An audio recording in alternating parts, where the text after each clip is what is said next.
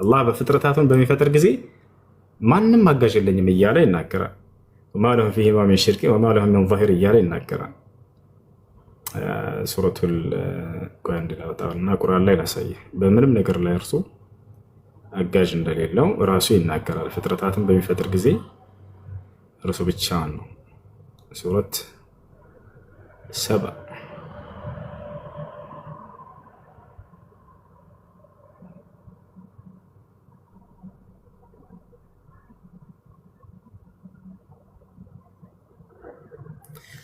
አጋርና ለእርሱ ሌላ አጋሮችና አጋዦች አሉት ወይ በስራው ላይ? ያውና እዚህ ጋር ተመልከቱ። ምን ይላል አምላክ አላህ ሱብሓነሁ ወተዓላ? እነዚያን ከአላህ ሌላ አማልክት ብላችሁ የምታስቧቸውን ጥሩ አለ። አያችሁ፣ እርሱ ብቻውን ነው። ከእርሱ ውጭ ሌላ ማንም ሌላ አምላክ እንደሌለ እየተናገረ ነው። የምታስቧቸውን ጥሩ፣ በሰማያትም በምድርም ውስጥ የብናኝ ክብደት ያክል ምንንም አይችሉም አለ። ለእነርሱም በሁለቱም ውስጥ ምንም ሽርክ የላቸውም። አየህ፣ ሽርክና የላቸውም። ሽርክና ማለት አጋርነት ማለት ነው። በሰማይም በምድር ውስጥ ምንም ሽርክና ወይንም አጋርነት የላቸውም ለእኔ፣ ከእነርሱም ለእርሱ ምንም አጋዥ የለውም በላቸው። አላሁ አክበር። ምንም አይነት እኔ አጋዥ የለኝም እያለ ነው። ሰማይና ምድርን በመፍጠሩ ምንም አይነት ተጋሪም የለኝም አጋዥም የለኝም እያለ አላህ ሱብሓነሁ ወተዓላ ዘግቶታል። ታዲያ ለምንድን ነው እኛ የሚለው? አሁን በደንብ አድርገህ አዳምጠኝ። ኢና ወይንም እኛ የሚለው ቃል እንደ አረበኛ ቋንቋ እንደ አማርኛችንም ራሱ ለሁለት ዓላማ ይውላል። كلمة نحن يستعمل في يعني عبارتين بهولت فيتش يتጠቀሙት عليهن ቃል እኛ የሚለውን ቃል ማለት ነው።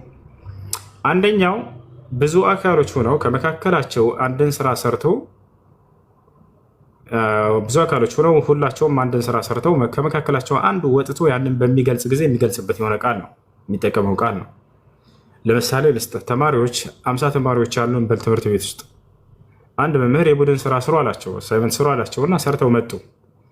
10 ሆኖ ሰርተው ከዚያ ከመካከላቸው አንዱ ወጥቶ በሚያቀርብ ጊዜ እኔ የሰራሁት አሳይመንት ሳይሆን የሚለው እኛ የሰራነው አሳይመንት ይላል። ገብታችኋል አይደለ? ምክንያቱም ከእርሱ ጋር ሌሎች አጋሮች ስላሉ 9 አካሎች ስላሉ። ይህ ምን ይባላል? የዚህ አይነቱ እኛነት የብዜት እኛነት ይባላል። ብዙ አካሎች ሆነው አንድን ስራ ሰርተው ከሆነ ከመካከላቸው ወጥቶ በሚያቀርብ ጊዜ ያንን በሚገልጽ ጊዜ እኛ እንዲህ ሰርተን ብሎ የሚናገርበት ይህ የብዜት እኛነት ይባላል። ሁለተኛው እኛነት ደግሞ ምንድነው? የግነት እኛነት ነው። እርሱም ምንድነው? አንድ አካል ብቻውን ሆኖ ሰርቶ ሳለ ሰርቶ ሳለ ይህ አካል እኛ እንዲህ አድርገን ብሎ የሚገልጽበት ነው። ይህ ደግሞ ልቅናውንና ክብሩን ታላቅነቱን ለመግለጽ የሚጠቀምበት እንጂ ብዙ ስለሆነ አይደለም። ገብታችኋል አይደለ? ይህንን የአረበኛ ቃል ፍቺ ቃል በቃል አሁን ማስረጃ ላሳየህ። ለዚህ ለሁለቱ ዓላማ እንደሚውል እኛ የሚለው ቃል አንድ እያወጣሁኝ እያሳየኋቸው ይሁን። ከዚያ በኋላ ታዲያ አላህ የትኛውን ነው የብዜትን ነው የግነትን ያሰበበት የሚለውን ደግሞ ራሱን አላህ ሱብሓነሁ ወተዓላን እንጠይቀዋለን። በቁርአን ላይ ይመልስልናል። ለራሱ ለመሆኑ ብዜት አለ ወይ እንላለን። አብሽር። አሁን ይሄ ቃል እኛ የሚለው ለስንት ዓላማ እንደሚውል ከማስረጃ ጋር ላሳያችሁ።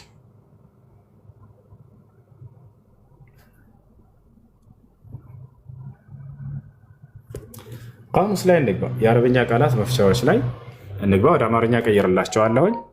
ያውና ወደ አማርኛ እዚሁ ይቀይርልናል። ተመልከት። አሁን እዚህ ቦታ ላይ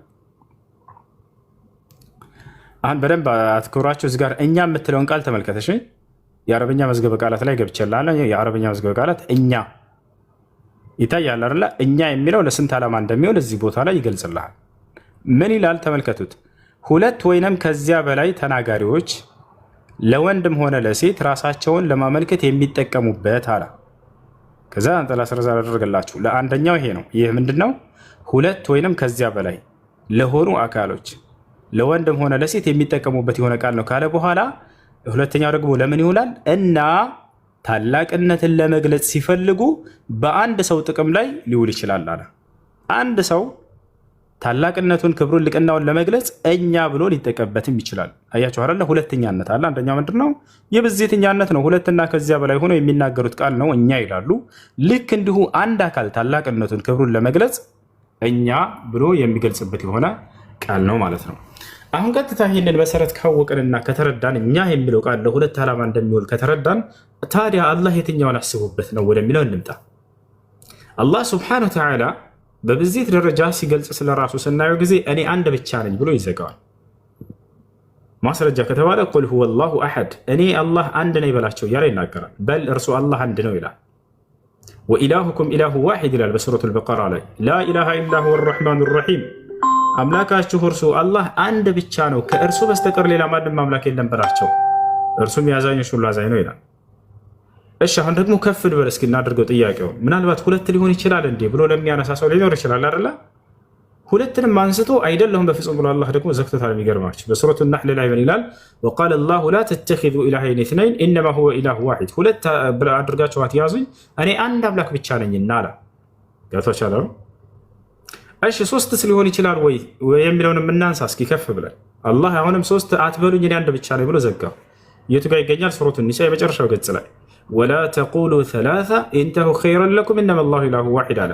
ሶስት አትበሉኝ ከዚህ ንግግር ተቆጠቡ እንዳውም እኔ አንድ አምላክ ብቻ ነኝና አያርለ። ስለዚህ በብዜት ደረጃ ሊሆን ይችላል የሚለውን በሮች እንዳለ እያንዳንዳቸውን እያንኳኳ ዝግትግት አድርጓቸዋል። እኔ አንድ ብቻ ነኝ፣ ሁለትም አይደለሁም፣ ሶስትም አይደለሁም፣ ከአንድ በላይ አይደለሁም ብሎ ዘግቶታል። ስለዚህ ምን ለመግለጽ ነው ከተባለ ክብርና ልቅናውን ለመግለጽ እኛ እያለ እየተናገረ እንጂ አላህ ሱብሓነሁ ወተዓላ እርሱ ብዜት ኑሮት አይደለም። አጋሽ ኑሮት ሊሆን ይችላል ያልከውንም ቃል በቃል እንዳሳየሁህ ሰማይና ምድር በመፍጠር ላይ እኔ ምንም አጋዥ የለኝም እያለ ቃል በቃል ይናገራል። ይህ ነው እና ሌላው እንድታውቁ የምፈልገው ነገር እዚህ ጋር የሚጨምርላችሁ ነገር ምንድን ነው? አላህ በቁርአን ላይ ስለ ማንነቱ ሲናገር እኛ አይልም በፍጹም። አያችሁ አይደለም? ስለምንድን ነው እኛ የሚለው? ስለሰራቸው ድንቅ ስራዎችና ስለፈጠራቸው ፍጥረታዎች ስለዋላቸው ጸጋዎች ብቻና ብቻ ነው። ስለ ማንነቱ ሲናገር እኛ ቢኖሩ የዛኔ ከአንድ በላይ ነው ብንል ራሱ ያስኬዳል። ስለ ማንነቱ ሲናገር ግን በአንድ በነጠላ ነው የሚናገር። የሚገርማቸው ለምሳሌ እንሂድ ሱራ ጣሃ ላይ አላህ ሱብሓነሁ ወተዓላ ቁጥር 14 ላይ ምን ይላል?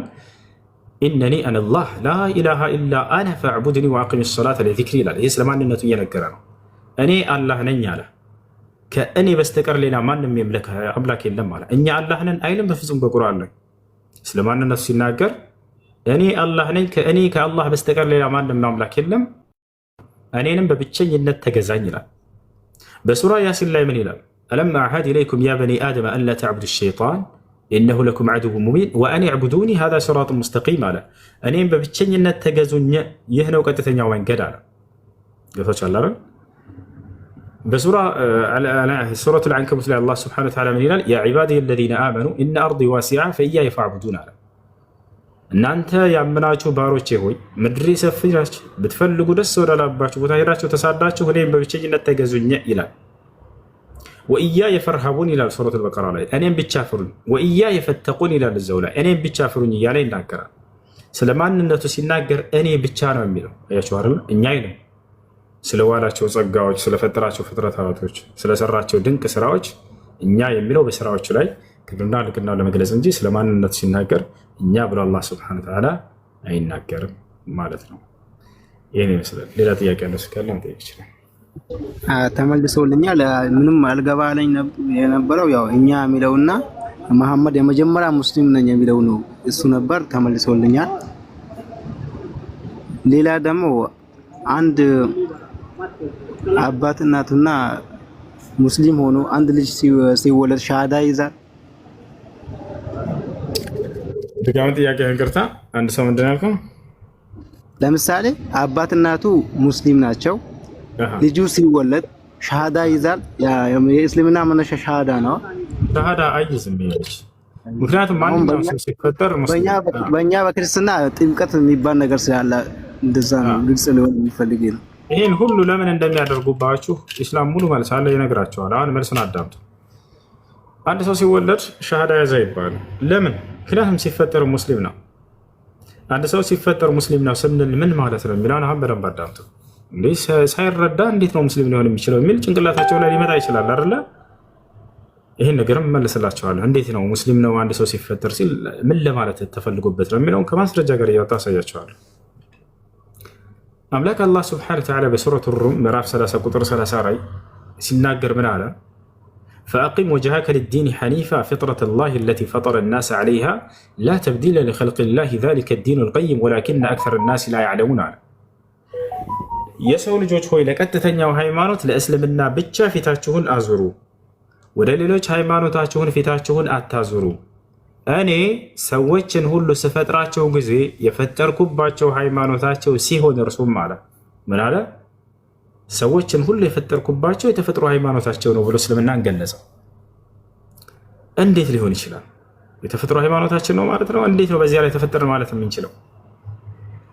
ወደዚህ ከመሄዳችን በፊት ሌላ የአሁኑን የሚመስሉ ማስረጃችን ልስጣቸው። አላህ በሌላ ማነው ነቢያችን ሰለላሁ ዐለይሂ ወሰለም ምናሉ ሐዲስ ላይ ማ ሚን መውሉድን ኢላ ወዩለዱ ዐለል ፊጥራ ፈአበዋሁ ዩሀውዳኒሂ አው ዩነስራኒሂ አው ዩመጅሳኒሂ አሉ። ማንም የሚወለድ ህፃን የለም በሚወለድ ጊዜ ሙስሊም ሆኖ የሚወለድ ቢሆን እንጂ፣ ነገር ግን ከዚያ በኋላ ወላጆቹ ወዳሉበት እምነት ያጠምቁታል አሉ። ክርስቲያኖችን ከሆኑ ወደ ክርስትና፣ አይሁዶችን ከሆኑ ወደ አይሁድነት፣ ሁሉም ወዳለበት ልጁን እምነቱን ይቀይሩባቸዋል ብለው ተናገሩ። አላህ ስብሐነሁ ወተዓላ በሐዲስ አልቁድሲ ላይ በነቢ ሰለላሁ ዐለይሂ ወሰለም አንደበት ላይ ሲናገር ምን አለ? ቃለ ነቢዩ ሰለላሁ ዐለይሂ ወሰለም ቃለ አላሁ ተዓላ ያዕኒ ፊል ሐዲስ አልቁድሲ ኢኒ ኸለቅቱ ዒባዲ ሑነፋ ፈጅተለትሁም ሸያጢን። አምላክ አላህ ሲናገር ምን አለ? እኔ ባሮችን ሁሉ በእኔ መንገድ ቀጥ አድርጌ ነው የፈጠርኳቸው። ከዚያም በኋላ ግን የሰይጣንን መንገድ የሚከተሉ ሰዎች ወይም ሰይጣናት እነርሱን አሳተቻቸው፣ አጣመመቻቸው እንጂ ብሎ ተናገረ። እሺ የሰው ልጅ በእስልምና መንገድ ላይ ነው የተፈጠረው ሲፈጠር ሲባል ምን ለማለት ነው ወደሚለው እንምጣ። እኛ ሰዎች የሁለት ነገር ቅይጦች ነን፣ ውህዶች ነን። አንደኛ ስጋ አለን፣ ሁለተኛ ነፍስ አለን አይደል? አዎ ስጋ አለን፣ ነፍስ አለን። መቼ ነው ነፍሳችን የተፈጠረችው? ስጋችንስ መቼ ነው የተፈጠረው? ስጋችን የተፈጠረው ያለምንም ጥርጥር በእናቶቻችን ማህፀን ውስጥ ነው። ከዘር ፈሳሽ ጠብታ ይጀምራል። ከዛ የረጋ ደም ይሆናል። ከዛ የተላመጠ ስጋ፣ ከዚያ አጥንት፣ ከዛ ስጋ ይለብሳል። ከዚያ በኋላ ሰው እንሆናለን። አያችሁ አይደለ? ነፍሳችን ግን ቀድማ ተፈጥራለች። ነፍሳችን ቀድማ ተፈጥራለች። መቼ ነው የተፈጠረችው? አዳም በተፈጠረበት ጊዜ የዛኔ ነው የተፈጠረችው። የእያንዳንዱ የአዳም ልጆች ሁሉ ነፍስ ሰማይ ምድር ከመፈጠራቸው ማነው አዳም ገና እንደተፈጠረ ወዲያው የዛኔ ተፈጥሮ ተጨርሰዋል። ገብታችኋል አይደለ? ይህን ነቢያችን ሰለላሁ ዐለይሂ ወሰለም ሐዲስ ላይ ይናገራሉ። አላህ ሱብሓነሁ ወተዓላ በቁርአን ላይ ይናገራል። እስከ ዘመኑ ፍጻሜ ድረስ የሚፈጠሩ ሰዎች ሁሉ እንዳለ እንትን ተብለዋል፣ ተፈጥሮ ተጨርሰዋል። ነፍሳቸው ቀድሞ ተፈጥሯል።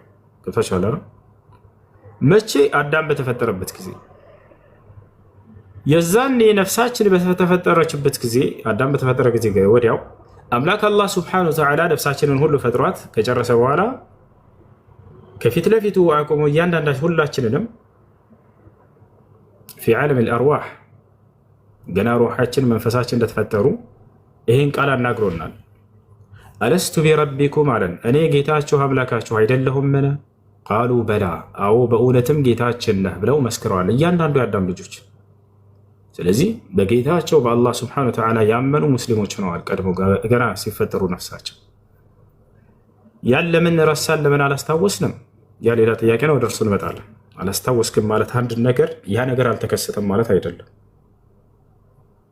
የዛሬ 10 ዓመት ቀለል እናድርገውና የሆነ ሰው መንገድ ላይ ሰላም ነው እንዴት ነህ አላችሁ።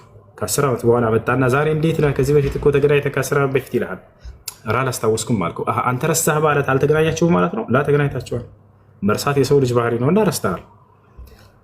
ለዚህ ማስረጃ አለው። ያሁን ለምትናገረው ቀድሞ ነፍሳችን እንደተፈጠሩና እንዳመንን ሙስሊሞች እንደሆነን አዎ በሱረቱል አዕራፍ ላይ አላህ ሱብሓነሁ ወተዓላ ሲናገር ምን አለ?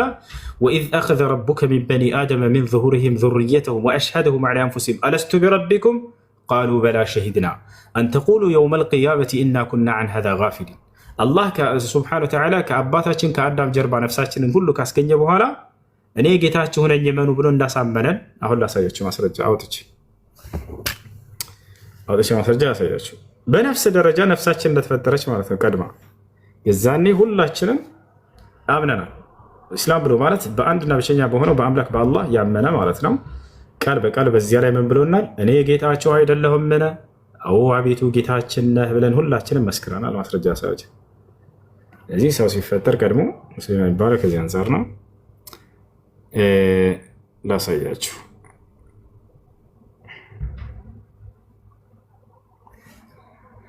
ሱረቱል አዕራፍ 172 ላይ እንመልከት።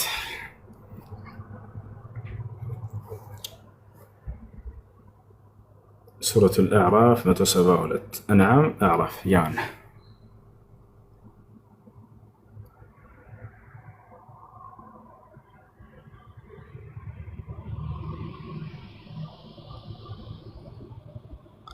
መቶ 172 ያው እስከ ጌታህም አምላክ አላህ ስብሐነሁ ወተዓላ እየነገረን ነው።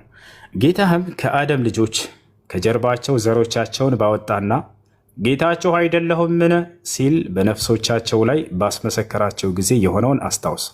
ከዚያ እነዚያም ነፍሳቶች ምን አሉ? ጌታችን ነህ መሰከርን አሉ።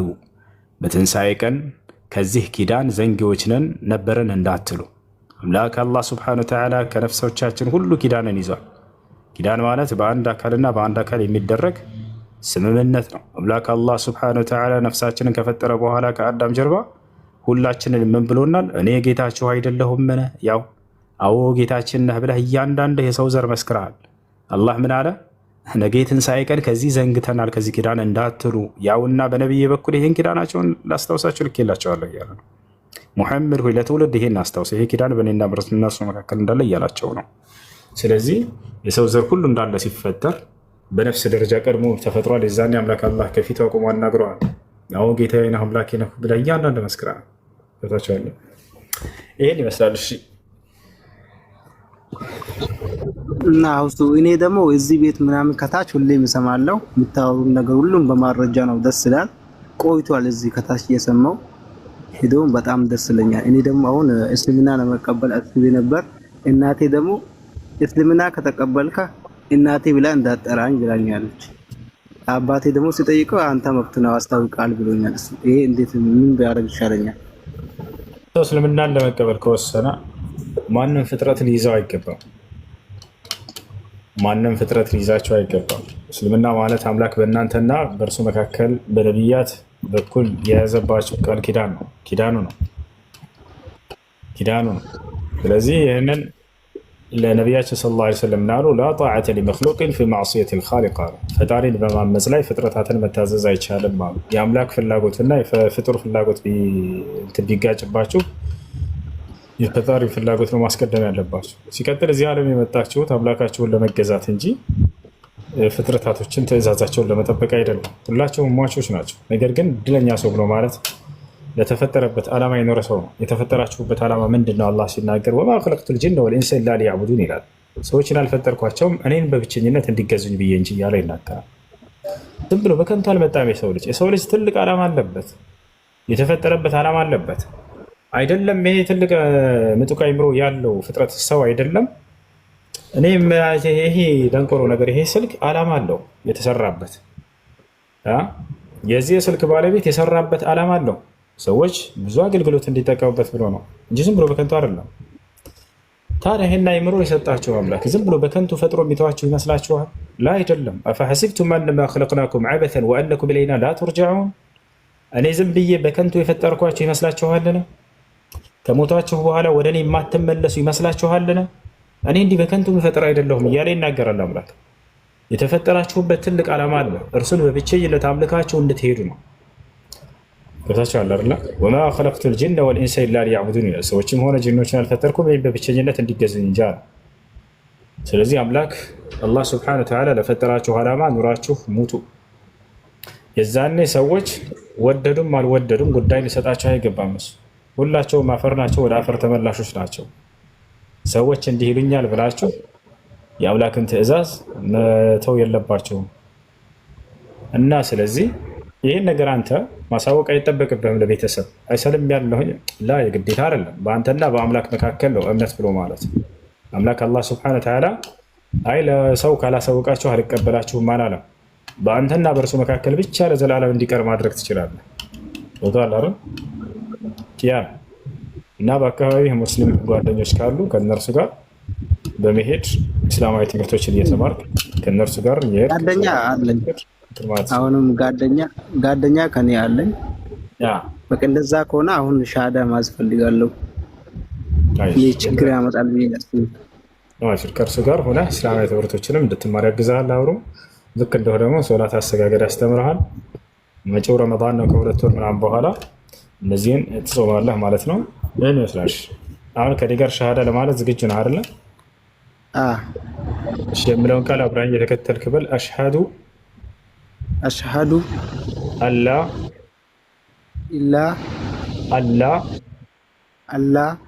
ኢላሃ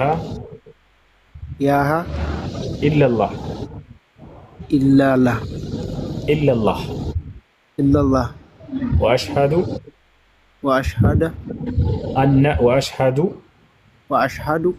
አነ ሙሐመደን ረሱሉላህ። አላሁ አክበር። ማሻአላህ ጨርሰሃል። ከዚህ በኋላ ሙስሊም ሆነሃል። አላህ ምስጋና ይገባ። አሁን ያልከው ቃል የሸሃዳ ቃል ወይም የምስክር ቃል ይባላል። ትርጉሙ አሽሀዱ አን ላ ኢላሃ ኢለላህ ማለት እነሆ ከአንዱ አምላክ ከአላህ በስተቀር በእውነት የሚመለክ ሌላ አምላክ የለም ብዬ መሰክራለሁ። ወአሽሀዱ አነ ሙሐመድን ረሱሉላህ ማለት ደግሞ ሙሐመድም የአላህ መልእክተኛ እና ነቢይ ናቸው ብዬ መሰክራለሁ ማለት ነው። አንድ ሰው እስልምና ላይ ወደ እስልምና ሲገባ ጊዜ ምን ያገኛል ወደሚለው ስንመጣ የመጀመሪያ የሚያገኘው ምንድነው? በሰለመበት ቀን አምላክ አላህ ሱብሓነሁ ወተዓላ በምህረቱ ይቀበለዋል። በይቅርታው ይቀበለዋል። እስከዛሬ የሰራው ኃጢአት ካለ ያን ሁሉ ይቅር ብለዋል። አላህ ይህን በቁርአን ላይ ቃል በቃል ሲናገር ወኢኒ ለገፋሩ ሊመን ታበ ይላል። ወደ እኔ ለተመለሰ እኔ ምርለታለሁ ብሎ ተናግሯል። ፈመን ታበ ሚን ባዕድ ظልሚሂ ወአስለሐ ፈኢነላህ የቱቡ ዐለይሂ ብሏል። በክህደት ነፍሱን በኃጢአት ነፍሱን ከበደለ በኋላ ወደ እኔ ንስሐ ያደረገ ሊለዚነ ከፈሩ ኢየንተሁ ይግፈር ለሁም ማ ቀድ ሰለፍ ወኢየዑዱ ፈቀድ መضት ሱነቱል አወሊን ይላል። ሙሐመድ ሆይ ለእነዚያ ለካዱት እንዲህ በላቸው ካሉበት ክህደት ቢቆጠቡና ወደ እኔ ቢመለሱ ያለፈ ኃጢአታቸውን ሁሉ ምርላቸዋለሁ እያለ ይናገራል። ሌላው አንድ ሰው ወደ እስልምና መግባቱ ከሞት በኋላ የዘላለማዊ ሕይወትን ያገኛል ወይ በዚያ ላይ ገነትን ይወርሳል ወይ ወደሚለው ስንመጣ አዎ አምላክ አላህ ይህን በርካታ ቦታ ላይ ተናግሯል። ገና የሁለተኛው ምዕራፍ ላይ ገና መጀመሪያው ስትጀምሩ ምን ይላል? ሶስተኛው ገጽ አካባቢ ላይ ወበሽር ለዚነ አመኑ ወዐሚሉ ሷሊሓት አነ ለሁም ጀናት ይላል። ሙሐመድ ሆይ ለእነዚያ በእኔ ላመኑትና መልካምን ለሰሩት ለእነርሱ ገነት እንዳለችላቸው አብስራቸው። ኻሊዲነ ፊሃ እያለ ይናገራል። በእርሷም ውስጥ ለዘላለም ዘውታሪዎች ናቸው እያለ ይናገራል። ነቢያችን ሰለላሁ ዐለይሂ ወሰለም ቃል በቃል ሐዲስ ላይ ምን አሉ? አልጀነቱ ላ የድኹሉሃ ኢላ ነፍሱ ሙስሊም አሉ። ገነትን ሙስሊም ነፍስ እንጂ ሌላ ማንም አይገባባትም አዋጅ እያሉ ተናገሩ። እና ይህን ይመስላል። አንድ ሰው እስልምና ከተቀበለ በኋላ ሻወር እንዲወስድ ታዟል። ራሱን ለሶላት ዝግጁ ያደርግ ዘንድ ነው። ሁለት አሁን ያልከው የእስልምና ሃይማኖት የመጀመሪያው ትእዛዝና መሰረት ነው። አንድና ብቸኛ የሆነውን አምላክ አላህ ሱብሓነሁ ወተዓላ ማመን፣ ስለ እርሱ መመስከር። ሁለተኛው ደግሞ ምንድነው? ለዚህ ላመንከውና ለመሰከርከው ለአንዱ አምላክ ብቻ አምልኮን መስራት፣ እርሱን በብቸኝነት መገዛት። ከዚህ ከአንዱ አምላክ በስተቀር ሌላ ማንም አምላክ የለም፣ ለእርሱ ብቻ ነው የምትገዛው። አላህ በቁርአን ላይ ፈሰሊ ሊረቢከ ወንሐር ይላል። ለእኔ ለጌታህ ብቻ ስገድ እያለ ይናገራል። ቁል ኢነ ሰላቲ ወኑሱኪ ወመሕያየ ወመማቲ ሊላሂ ረቢል ዓለሚን ይላል። ሙሐመድ ሆይ ስግደቴም፣ መስዋዕቴም፣ ህይወቴም፣ ሞቴም ለዓለማቱ ጌታ ለአንዱ ለአላህ ብቻ ነው ብል እያለ ይናገራቸዋል። ይህን ይመስላል። ልጅ አቤል ይላል። አቤል ነው ስምህ አይደል? አቤል ነው። ጓደኛ ያለ ሁሉንም ጠይቄ ስለ ሰላት አላቅም ይጠይቀዋለሁ። ተውፊቅ የሚባል ጓደኛ አለኝ። ሁሉንም ጠይቄ ከሱ ይማራሉ። መርሐባ አብሽር። ስምህን መቀየር ካልፈለክ ችግር የለውም። መቀየር ከፈለክ እንቀይርልሃለን። እሺ አይ ይቀይራለሁ፣ ችግር የለውም። እሺ ደስ የሚልህ ስም አለ ወይስ እኔ ላውጣልህ? አውጣልኝ ስም፣ ችግር የለውም። እሺ ደስ የሚልህ ስም እኔ ሙሐመድ ብለህ ደስ ይለኛል። ሙሐመድ የሚለውን ስም ትወዳለህ? አዎ እወዳለሁ፣ ደስ ይለኛል። ከዚህ በኋላ ሙሐመድ ነው ስም። እሺ ጥያቄዎች ምናምን በሚኖረው ጊዜ ደስ ባለ ጊዜ ገብተህ እዚህ መጠየቅ ትችላለህ። ጓደኛህን ስለ ሶላት አሰጋገድ አስተምረኝ በለው፣ ያስተምርሃል፣ ያግዝሃል። አብሽር። እስላማዊ ትምህርቶች ደግሞ ይበልጥ እንድትማር ከላይ ረመዳን የሚለውን ልጅ ፎሎ አድርገው፣ ፒኬ የሚለውን ልጅ ከላይ ፎሎ አድርጋቸው። እነሱ ውስጥ አናግራቸው፣ እስላማዊ ትምህርቶችን ተከታተል። እሺ አሁን ደግሞ እኔ በእጄ የሆነ መስቀል ተነቅሼ ያለው መስጂድ ማግባት ይቻላለሁ? ይቻላል? ችግር የለውም። እሱን ምን ታደርጋለህ? ከቻልክ ማስጠፋት የምትችል ከሆነ ጠይቅና ሰዎችን አዎ ይቻላል ካሉ፣ በአንተ ላይ ጉዳት የማይደርስብህ ከሆነ በሚጠፋ ጊዜ የዛኔ አስጠፋው። በእስልምና ንቅሳት ክልክል ስለሆነ። ካልቻልክ ደግሞ ችግር የለውም። አላህ ሱብሓነሁ ወተዓላ በቁርአን ላይ ምን ይላል? ላ ዩከሊፉ ላሁ ነፍሰን ኢላ ውስዐሃ ይላል። እኔ አምላካችሁ አላህ አንዲትን ነፍስ ከአቅሟ በላይ አላስገድዳትም ብሏል። ፈተቁላህ መስተጣዕቱም ይላል። በቻላችሁት አቅም እኔን አላህን ፍሩ፣ በቻላችሁት አቅም እኔን አላህን ታዘዙ ብሎ ተናግሯል። ስለዚህ የሰው ልጅ ያለ ነገር ካለበት ከቻለ ማስጠፋት ያስጠፋው፣ ካልቻለ ማስጠፋት ወይም የሚያጠፋበት መንገድ ከሌለ ችግር የለውም። በዚያ ሁኔታ እያለ ሶላትን መስገድ ትችላለህ። አብሽር። እሺ አመሰግናለሁ። እሺ ጥያቄ ያለ ካለ ይቀጥል። ከላይ ብዙ ሰላም ብያለሁ። እኔ የጀመረ ሰው ካለ ይጨርስ። እሺ ሰላም የጀመረው ልጅ ይጨርስ። ብዙ መጀመሪያ ሰላም ብያችኋለሁ ሁላችሁንም። እኔ አሁን ጥያቄ አለኝ።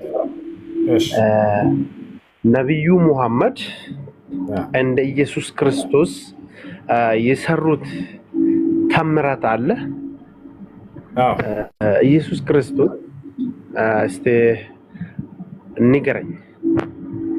መልካም። እሺ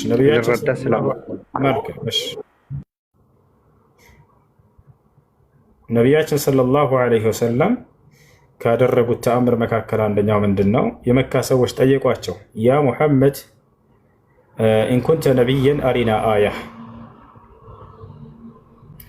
አንተ ሙሐመድ ሆይ እንዳው እውነት ነቢይ ከሆንክ ተአምር ሰርተህ እንድታሳየን እንሻለን አሏቸው። ነቢ ሰለላሁ ዐለይሂ ወሰለምም ጨረቃን ከፍላ አሳያቸው። ጨረቃን ከፍላ አሳያቸው። ማስረጃ ሷሂህ ሙስሊም ላይ ይገኛል። አንድ ካደረጉት ተአምር ይሄ ነው። ሁለተኛው ምንድን ነው? ነቢያችን ሰለላሁ ዐለይሂ ወሰለም ካደረጉት ተአምር ሰዎች ሶላት ሰዓት ደረሰባቸው። እንደምታውቁት ሶላት ስንሰግድ ጊዜ ውዱ የሚባል ነገር አለ። ውዱ ያደርጋሉ በውሃ ማለት ነው። ነገር ግን በሰዓቱ ውሃ የላቸው ነበር ሰሃቦች። አንተ የአላህ መልእክተኛ ሆይ የሶላት ሰዓት ደርሶብናል፣ ውሃ ደግሞ የለም ውዱ የምናደርግበት አሏቸው። በጣም በርካታ ህዝቦች ናቸው። በዚህ ጊዜ ነቢያችን ሰለላሁ ዐለይሂ ወሰለም ከጣቶቻቸው መካከል ውሃ እንዲወጣ አደረጉላቸው። ይህን የአይን እማኞች ውዱ ያደረጉና ተአምሩን ያዩ የተቋደሱ የአይን እማኞች መስክረውታል። በጣቶቻቸው መካከል ውሃ ሲወጣ ተመለከትን፣ ከዚያም ውዱ አደረግን አሉ። ይህ ለእርሳቸው የተደረገ አንደኛው ድንቅ ተአምር ነው። ሌላው ነቢያችን ሰለላሁ ዐለይሂ ወሰለም ለጥቂት ሰው የምትበቃን ምግብ ለብዙ ሰው የመባረክ ተአምርን ተሰጥተዋል። ይህንን አሁን የምነግራቸው እንዳለ ተአምራቶች በሰባበል የተዘገቡ እንዳይመስላችሁ። ከጊዜ በኋላ ሰው መጥቶ የሚዘግበው ሳይሆን የአይን እማኞች ራሳቸው ይሄንን እንዲህ ሲያደርጉ አየን ብለው የሚናገሩ ናቸው። ሰሃቦች ሲናገሩ ምን አሉ? ከዕለታት አንድ ቀን የኸንደቅ ጊዜ ነው። 1400 እና ወደ 1500 አካባቢ የሚጠጉ ሰሃቦች ባሉበት ቦታ ነብዩ ሰለላሁ ዐለይሂ ወሰለም አብረው የህብረት ስራን እየሰሩ እያለ ተርበዋል። በጣም ተርበዋል። መራባቸውን ያየ አንድ ሰሃባ አማኝ ለምን ከቤቴ ምግብ አላመጣላቸውም ብሎ ሄደ። ወደ ቤቱ ሄደና ሚስቱን ጠየቃት። ቤት ውስጥ የሚበላ የሚቀመስ አለ ወይ? የአላህ መልእክተኛ ነቢዩ ሙሐመድ ሰለላሁ ዐለይሂ ወሰለም ተርበው አይቻለሁ ለእርሳቸው ምግብ እንደወስድላቸው ሲላት፣ አይ ቤት ውስጥ ምንም ምግብ የለም፣ ነገር ግን ይቺ ትንሽዬ ዱቄት አለች፣ እንዲሁም ትንሽዬ ግልገል አለች፣ ፍየል፣ ይቺ እንረድና ስጋ ሰርተንላቸው ቂጣ ጋግረን እንውሰድላቸው ካልክሽ አለችው። እንግዲህ አሁንስ ከታረደች አይቀር ከእርሳቸው ጋር ትንሽ ሰዎችንም ጋብዤ እመጣለሁ አለና ሰውየው ፍየሏን አረዳት፣ ዱቄቱንም አብኬው አላት እስኪቦካ ድረስ። ልክ እንዲሁ የታረደችው ፍየል ድስት ላይ ያስቀመጠችውና በቃ ሄድ ጥራቸው ከእርሳቸው ጋር ሁሉንም እንዳትጠራ አደራ አይበቃምና፣ ነገር ግን ከእርሳቸው ጋር 4 እና 5 ሰዎች የሚሆኑ ብቻ ጥራለችው። ይህንንም አደራ ለእርሳቸው በሚስጥር ንገራቸው ብላ ተነግራለች።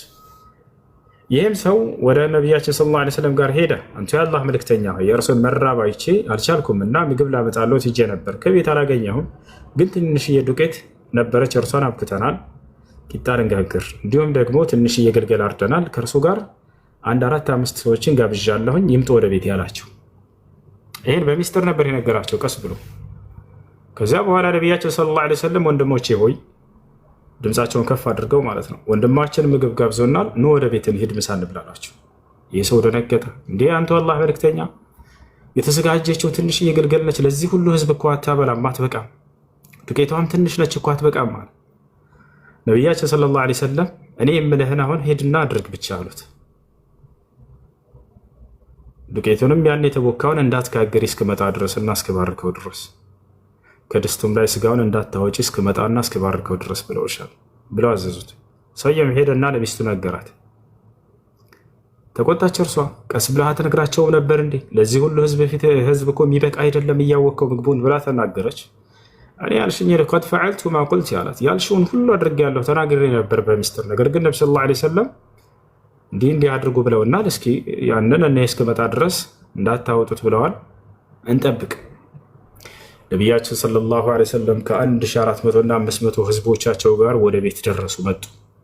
አሁን የተቦካውን አምጪው አሉ።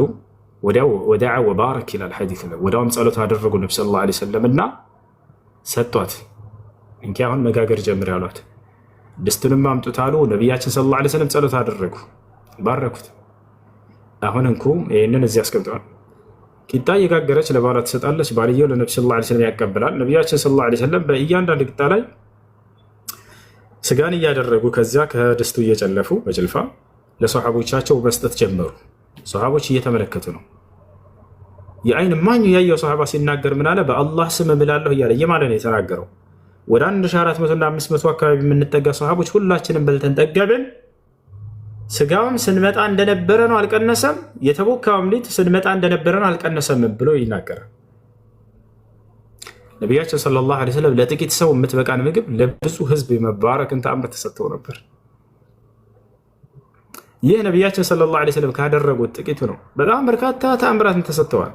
እንዳው እንቁጠረው ከተባለ ሸይኹል ኢስላም ኢብኑ ተይሚያ ረሒመሁላህ ተዓላ አልፉርቃን በይነ አውሊያ አርረሕማን ወአውሊያ ሸይጣን የሚለው መጽሐፉ ላይ ኪታቡ ላይ ከ1000 በላይ ተአምራትን አድርገዋል ይላል።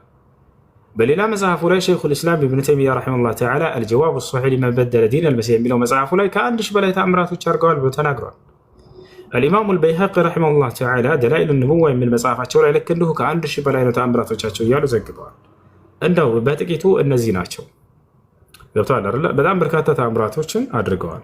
አንድ የነብይነት ማረጋገጫቸው ይሄ ተአምር ማድረግ ነው። ሌላኛው ትንቢትን መናገራቸውና ያ ትንቢት መፈጸሙ፣ ሌላም በርካታ የነቢያት መስፈርቶች ብለው የሚመጡ ነገራቶችን ሁሉ በነብዩ ሰለላሁ ዐለይሂ ወሰለም ላይ ታገኛላችሁ። እና ካደረጉት ተአምር መካከል እነዚህ ናቸው። እሺ ጊዜ እንትን ስለሚልብን እነዚህ ይበቃሉ። ቀጣይ ጥያቄ ካለ መጠየቅ ትችላለህ። አይ እዚህን ማስረጃ ማሳይ የምትል ከሆነ ማስረጃቸውንም እየከፈትኩ እያንዳንዳቸው አሳያለሁ። አዎ እኔ እሱን ነው የምፈልገው። ቁርአን ላይ የተጻፈበት ካለ እንድትሳየኝ እፈልጋለሁ። አሁን ለምሳሌ አንተ እንደነገርከኝ ከሆነ ሊያምንክ ላላምንክ ይችላል። ምክንያቱም አንተ ነህ የተናገርከው። ቁርአን ላይ የተጻፈበት ካለ ልረዳ ስለምፈልግ በደንብ እንድታሳየኝ እፈልጋለሁ። ቢያንስ አንድ ሁለት ቦታውን ብታሳየኝ መልካም ነው ብዬ አስባለሁ።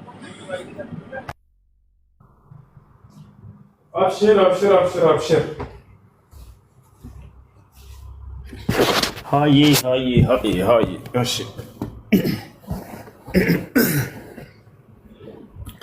አሁን ማስረጃ እንመልከት ማለት ነው።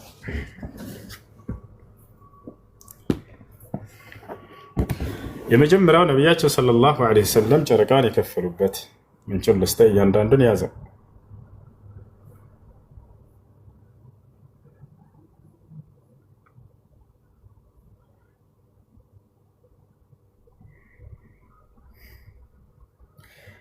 ተኽሪጅ ሐዲስ ጨማምሬ ነው መሰጣ አብሽራ انشقاق القمر። እሺ የመጀመሪያው ሶሒህ ሙስሊም 3637 3637 እሺ ይዛል። አዎ ንገረኛውን ገና ሶሒህ ሙስሊም 3637 ላይ ነቢያችን ሰለላሁ ዐለይሂ ወሰለም የመካ ሰዎች ተአምራትን እንዲያሳዩቸው ጠይቀዋቸው ጨረቃን መከፈል አሳዩቸው 2 ጊዜ እያለ ይናገራል። ቆይ አንዴ ላሳየህ፣ ላውጣና ወደ አማርኛ ላሳያቸው። ያው ችግር የለውም በአማርኛ አድርጌዋለሁ። እኛው አረብኛ ነበር ወደ አማርኛ እዛው ላይ ቀይሬዋለሁ። ሶሒህ ሙስሊም ላይ ታገኘዋለህ። ይቅርታ ሶሒህ ሙስሊም 2802 ሶሒህ ቡኻሪ 3637 አንድ ስክሪንሻት አንሱት። ያው እዚህ ጋር ምን ይላል? የአይን እማኙ ይህንን የዘገበው ሰሓባ አነስ ብን ማሊክ ይባላል። ምን ይላል? የመካ ሰዎች የአላህን መልእክተኛ ሰለላሁ ዐለይሂ ወሰለም ምልክት እንዲያሳያቸው ጠየቁት። ምልክት ተአምር እንዲያሳያቸው ማለት ነው። ስለዚህም የጨረቃን መከፈል 2 ጊዜ አሳያቸው ይላል። ነቢያችን ሰለላሁ ዐለይሂ ወሰለም የጨረቃን መከፈል አሳይቷቸዋል። ገብቶሃል አይደል? ይህ የመጀመሪያው ነው። ሁለተኛ ሌላ ተአምር ልስጥህ። ሁለተኛ ያልኩት ደግሞ ምን ነበር? ማንም ያስታውሰኝ። ሁለተኛ የነገርኩህ ምን ነበር ታስታውሳለህ? ከጣቶቻቸው መካከል ውሃ ማውጣታቸው አይደለ? ውሃ አይዋ፣ ከጣቶቻቸው መካከል ውሃ እንዳወጡላቸው የአይን እማኝ ያዩ የተቋደሱ ሰሃቦች ምስክር ነው። እሺ እሱን ደግሞ ነሳኢ ላይ 78 ነሳኢ 78 ላይ ታገኘዋለህ። ነሳኢ ብለህ ጻፍና ከሐዲስ ሱና ዶትኮም ላይ ገብተህ እነዚህን ምንጮች ይዘህ ማየት ትችላለህ። طلب بعض أصحاب النبي صلى الله عليه وسلم وضوءا فلم يجدوا إلى الحديث ላይ ወደ አማርኛ ቀይርላቸዋለሁ። የነቢዩ ሙሐመድ ሰለላሁ ዐለይሂ ወሰለም ከፊል ሰሃቦቻቸው ውዱ ማድረጊያ ውሃን ፈለጉ፣ ነገር ግን አላገኙም ነበር ይላል። ውዱ ማድረጊያ ውሃን ፈልገው የውዱ ውሃ አላገኙም። فقال النبي صلى الله عليه وسلم ها هنا ماء فأتي بماء فوضع يده في الإناء الذي فيه الماء ثم قال توضأوا بسم الله فرأيت الماء يفور من بين أصابعه ቃል በቃል ከጣቶቻቸው መካከል ውሃ ሲወጣ ተመለከተን ያሉ ሰሃቦችን ነው ላሳያቸው። ለአማርኛ ልቀይረው። ያውና ነሳኢ 78 ያዛት ይችላል። አንድ ጊዜ ያው ነሳኢ 78 ያዛት። እዚህ ቦታ ላይ ምን ይላል? አንዳንድ የነቢዩ ሙሐመድ ሰለላሁ ዐለይሂ ወሰለም ሰሃቦች ባልደረቦች አላህ ይባርካቸውና ሰላም ይስጣቸውና ለመዋጀት ውሃ ጠይቀዋል ይላል። ውዱ ለማድረግ ለማለት ነው። ነገር ግን ምንም አላገኙም ነበር ይላል። ከዚያ በኋላ ምን እንዳለ ተመልከቱ። ይህ ሶሃባ ምን እንደሚል መጨረሻ ላይ ተመልከቱ። ልጆች ይታያቸዋል፣ ይታያል። ያው ውሃው ከጣቶቹ መካከል ሲፈስ አየሁ። አላህ ይባርከውና ሰላም ይስጠውና አለ። ከጣቶቻቸው መካከል ውሃ ሲወጣ ያዩ የመሰከሩ ሶሃቦች ያው ማን ይባላል? የቅድሙ ተአምሩን የዘገበልህ ራሱ አነስ ብኑ ማሊክ የተባለው ማለት ነው። ምንጭ ያዘው አየህ፣ ውሃ ከጣቶቹ መካከል ሲፈስ አየሁ እያለ ቃል በቃል ይናገራል። አሁን ደግሞ ማሳየህ ምንድን ነው? ለጥቂት ሰው የምትበቃ ምግብ ለብዙ ህዝብ መባረካቸው አይደለ? እሱን ደግሞ ላሳየህ፣ እሱን ደግሞ ላሳያችሁ ለወጣላችሁ።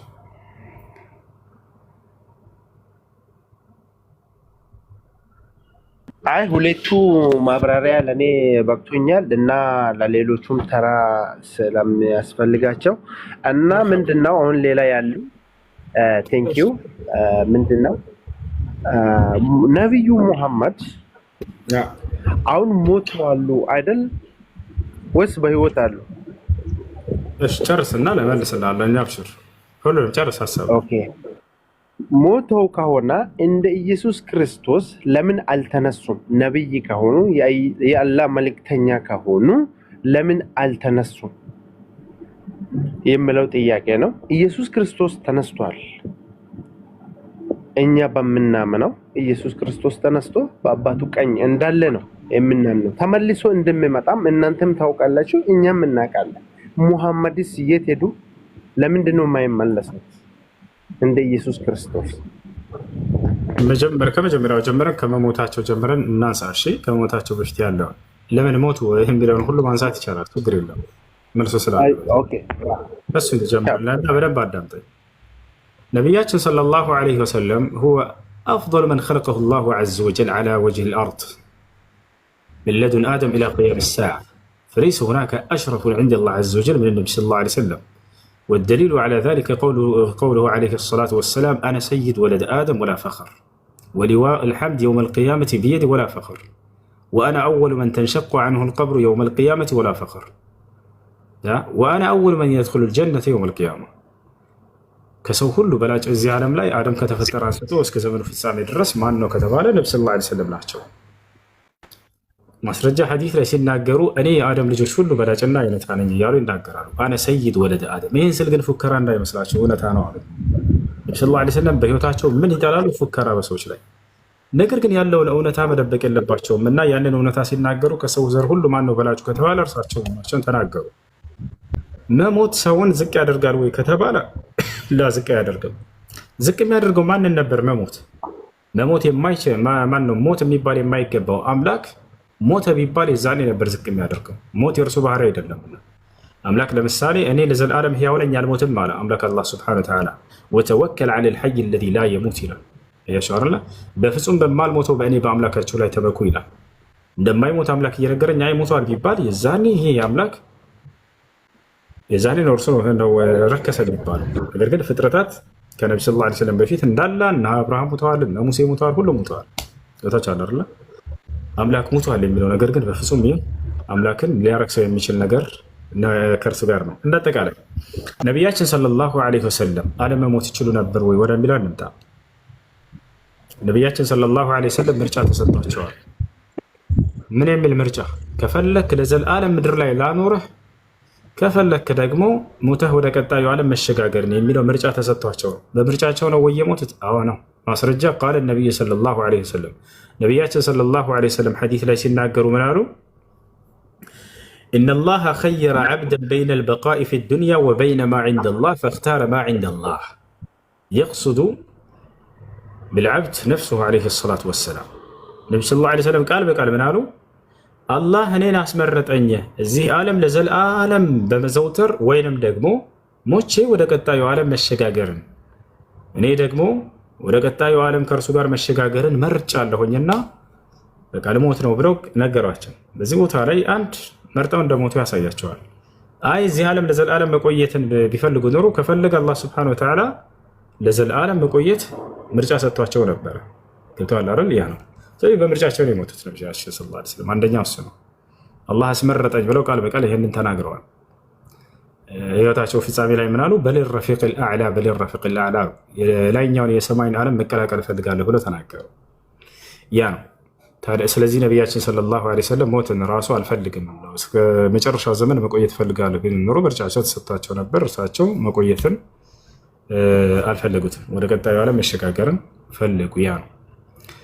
መሲሁ ወደ መሲሁ ስንመጣ ጊዜ እንደ ክርስትና ብለህ እንዳው በእኛ አልሞተም ማን ነው በእኛ ሞቶ አድርጓል የሚለውን ስላመጣ እርሱንም ከመሞቱ በፊት እናንሳው እስኪ። ኦርቶዶክስ ነው ወይስ አይደለም? እንደ ወገናችን ከይቅርታ ጋር ኢነርጂ ኦርቶዶክስ እኔ ፕሮቴስታንት ነኝ። ፕሮቴስታንት ነሽ? እንደአጠቃላይ ኢየሱስ ክርስቶስ ሞቷል ብለህ ታምናለህ አንተ አይደለ? ከሞተ በኋላ እንደገና አድርጓል ተነስቷል ብለህ ታምናለህ?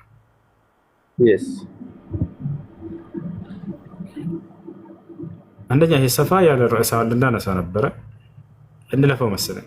ምክንያቱም ስለ ስቅለቱ ስለሞቱ ከተነሳ እኔ አልጨረስኩም። አሁን ልጨርስልና ምንድነው አልተረዳውም። አሁን የመለስክልኝን ጥያቄ ቅድም ሁሉንም ቁርአን ላይ እያሳየኸኝ ነበረ። በፈቃዳቸው እንደሞቱ እንዳልሞቱም ልረዳ ፈልጌ ነበረ። አላሳየኸኝም።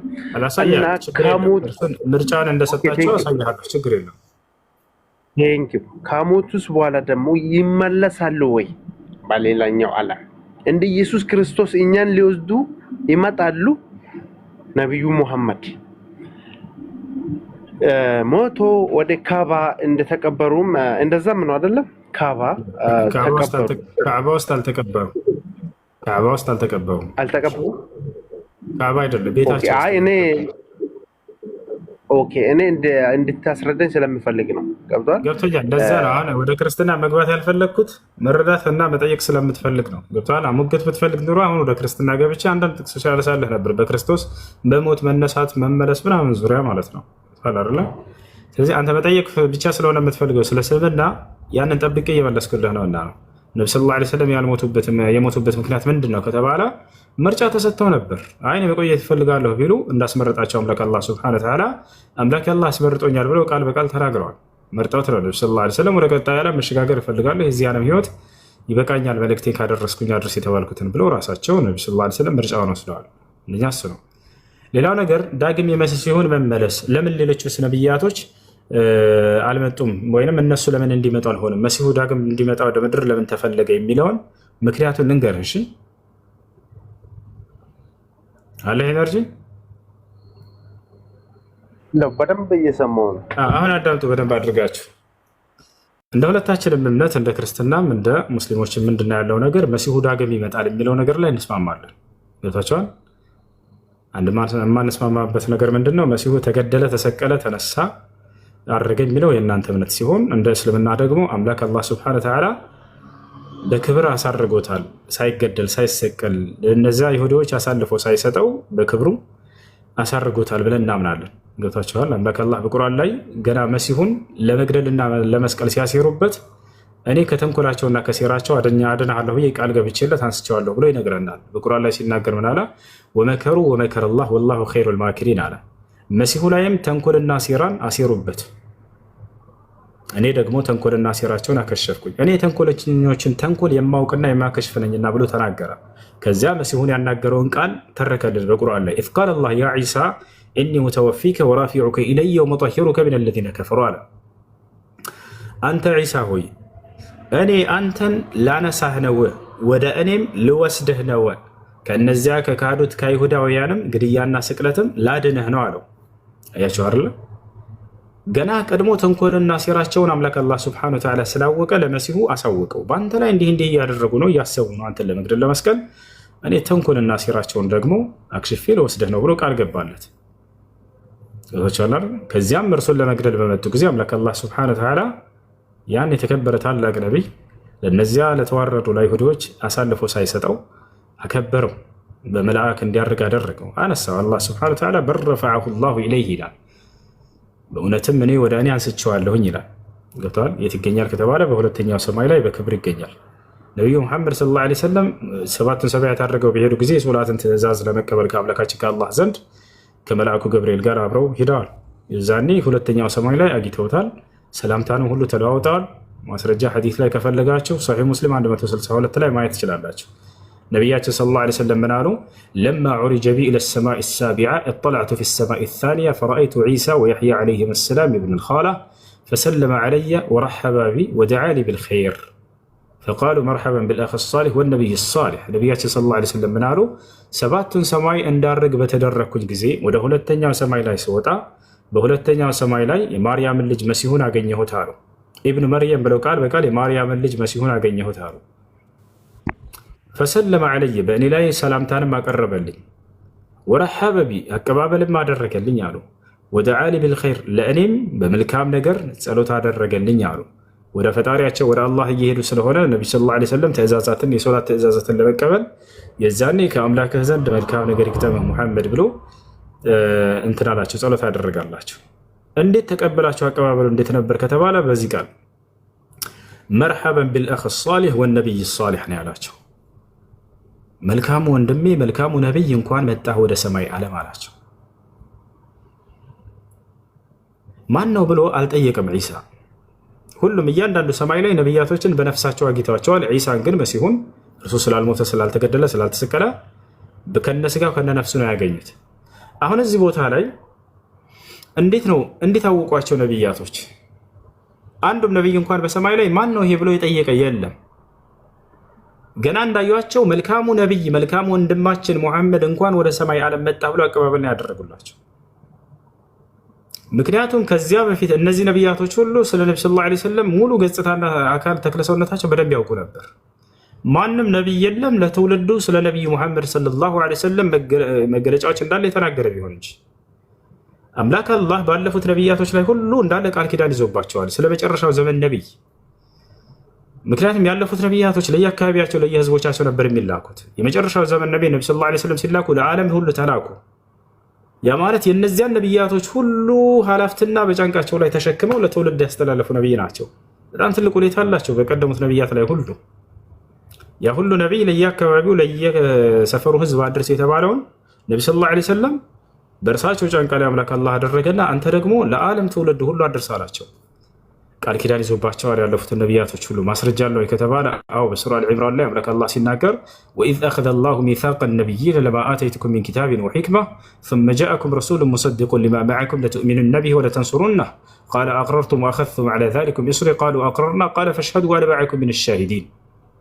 ከእያንዳንዱ ነቢያት ቃል ኪዳንን በያዝኩ ጊዜ አለ አምላካችን አላህ እያንዳንዱ ነቢያት ቃል ኪዳን ይዞባቸዋል። ለማ አተይቱኩም ሚን ኪታቢን ወሒክማ ስለሰጠኋችሁ መጽሐፍና ስለሰጠኋችሁ ጥበብ ثመ ጃአኩም ረሱሉን ሙሰዲቁን ሊማ መዐኩም ከዚያም በኋላ ከእናንተ ጋር ያለውን የሚያረጋግጥ የሆነ መልእክተኛ ነቢይ በመጨረሻ ዘመን በሚመጣ ጊዜ ለቱእሚኑነ ቢሂ ስለ እርሱ ልታምኑ ወለተንሱሩነሁ እርሱንም ልትረዱት ከጎኑ ሆናችሁ። ያም ነቢይ ለየትውልዱ ይህን ቃል ኪዳን ያስተላልፍ ነበር። ለዚህም ነው ከእርሳቸው በፊት የነበረውን ነቢይ ለናሙናነት ያክል አላህ በቁርአን ላይ ጠቅሷል። ከእርሳቸው በፊት የተላከው ነቢይ ማን ነበር ከተባለ መሲሁ ነው፣ ዒሳ ዓለይሂ ሰላም የማርያም ልጅ። ዒሳ ከእርሱ በኋላ ስለሚመጣው ነቢይ ለትውልዶቻቸው እንዳበሰረ በሱራ አል-ሶፍ ላይ ምዕራፍ 61 ቁጥር 6 ላይ ምን ይላል?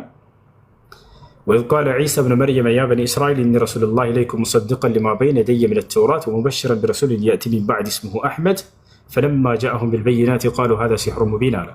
የማርያም ልጅ መሲሁ ለእስራኤል ልጆች እንዲህ ባላቸው ጊዜ አስታውስ፣ እናንተ የእስራኤል ልጆች ሆይ እኔ ወደ እናንተ የተላኩላቸው የአላህ መልክተኛ ነኝ፣ ከእኔ በፊት ያለውን የሙሴን መጽሐፍ ተውራትን የማረጋግጥ ከእኔ በኋላ የሚመጣውን መልእክተኛ ስሙም አሕመድ ወይም ሙሐመድ የተባለውን የማበስራችሁ ነኝ አላቸው።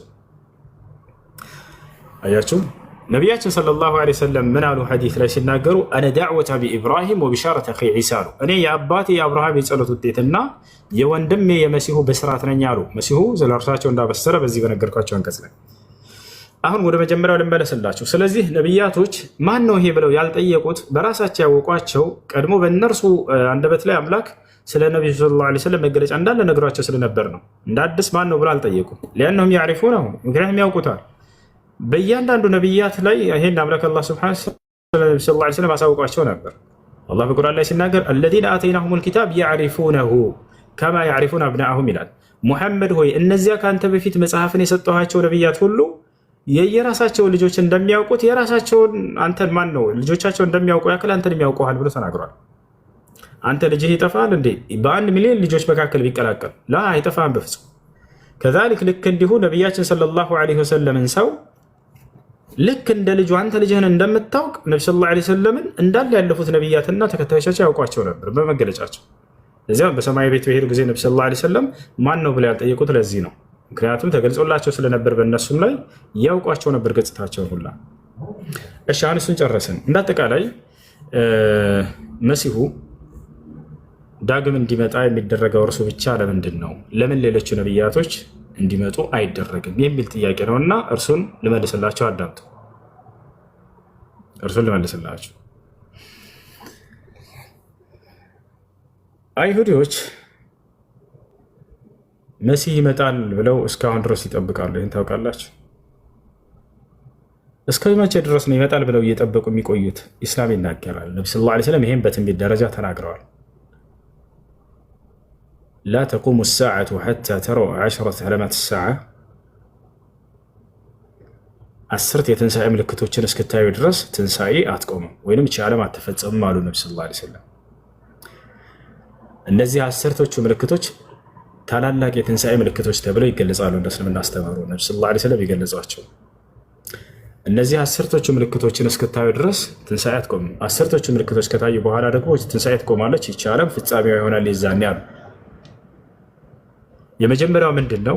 መህዲ የተባለ ፍትሐዊ መሪ ለምድር ሰዎች መነሳቱ ነው። ዓለም በግፍና በበደል በተሞላች ጊዜ የዛኔ አምላክ አላህ ለምድር ሰዎች ፍትህን የሚያሰፍን አንድ ነቢይ ያስነሳላቸዋል። ይቅርታ፣ አንድ መልካም እንስሳ ያስነሳላቸዋል። ሁለተኛው ምንድን ነው? ሐሰተኛው መሲህ መነሳቱ ነው።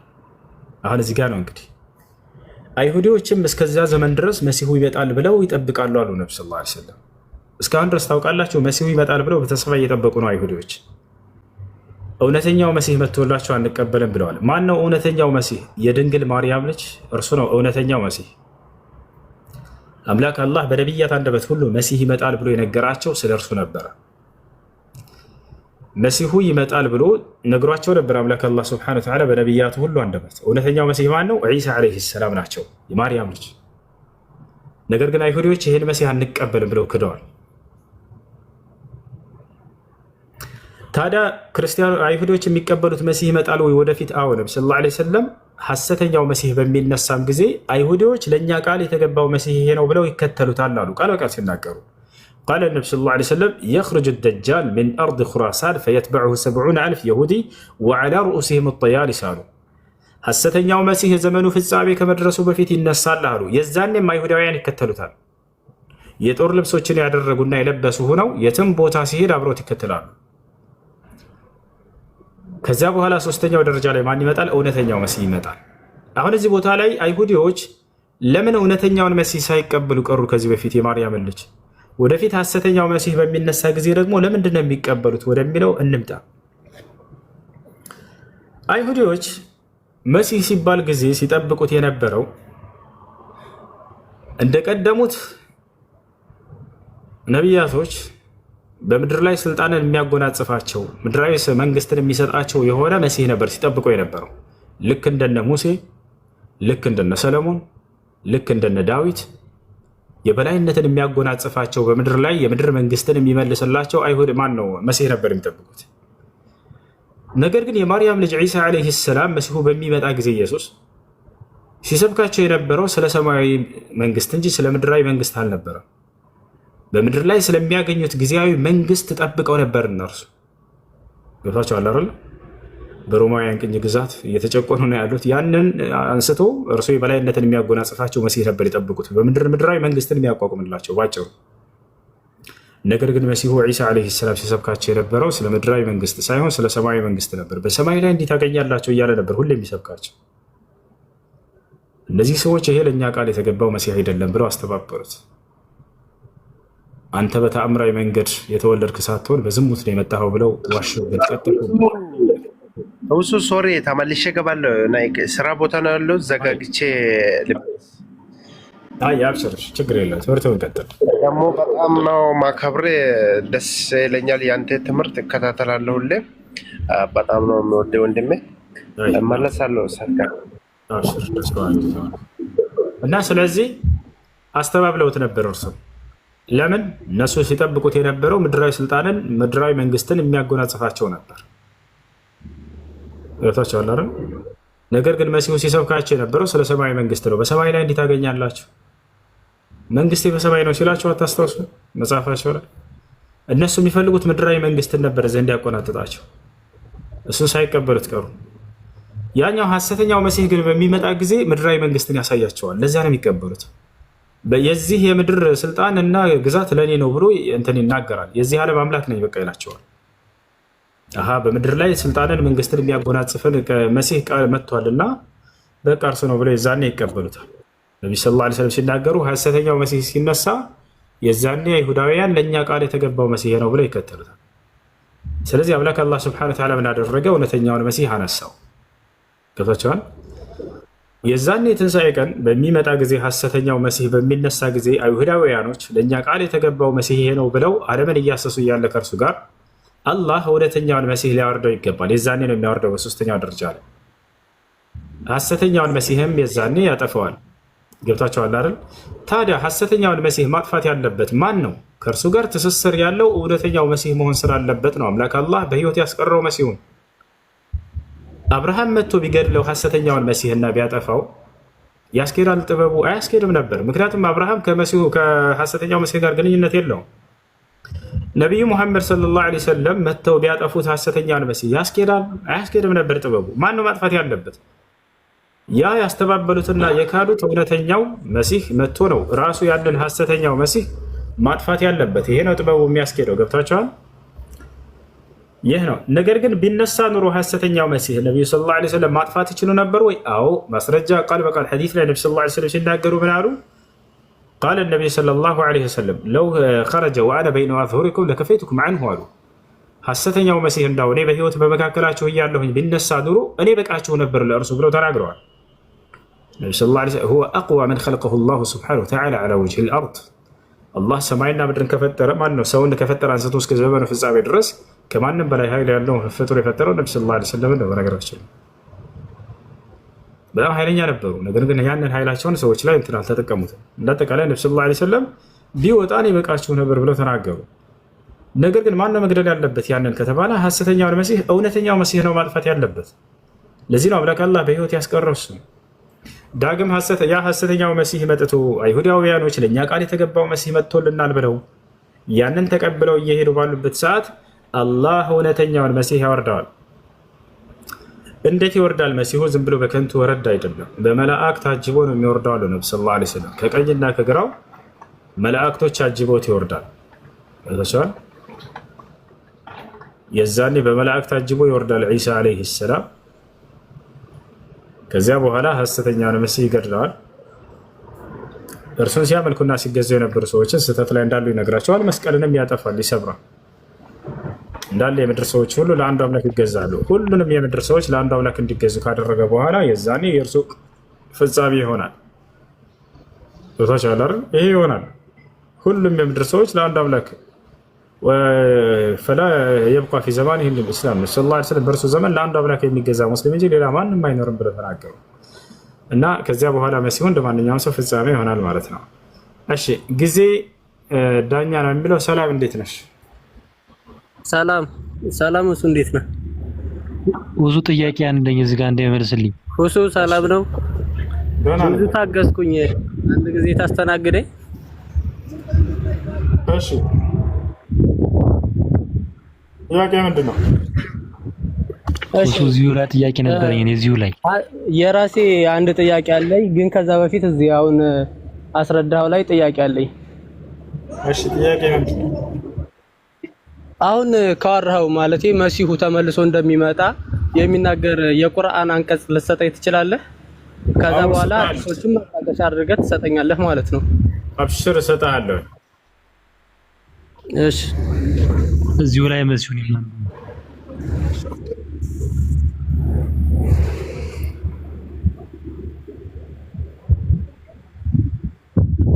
የይዘህ የምትመልስልኝ ጥያቄ ነበረው። እሱ ከቻልክ እመልስልሃለሁ፣ ችግር የለውም። ምዕራፍ 34 ቁጥር 61። እሺ የመሲሁ ዳግም አድርገውና ችግር የለም። የመሲሁ ዳግም መምጣት አንዱ የትንሣኤ ምልክት ነው። ቅድም እንዳልኳቸው ከትንሣኤ ምልክቶች መካከል 10 አሉ። ከነዚያ መካከል የመሲሁ ዳግም መምጣት ነው። እሱን ላሳያችሁ። ምዕራፍ 34 ይቅርታ፣ ምዕራፍ 43 ቁጥር 61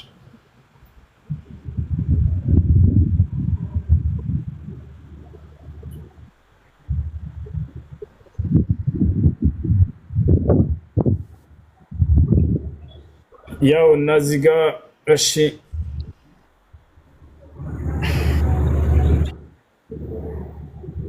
ታያል።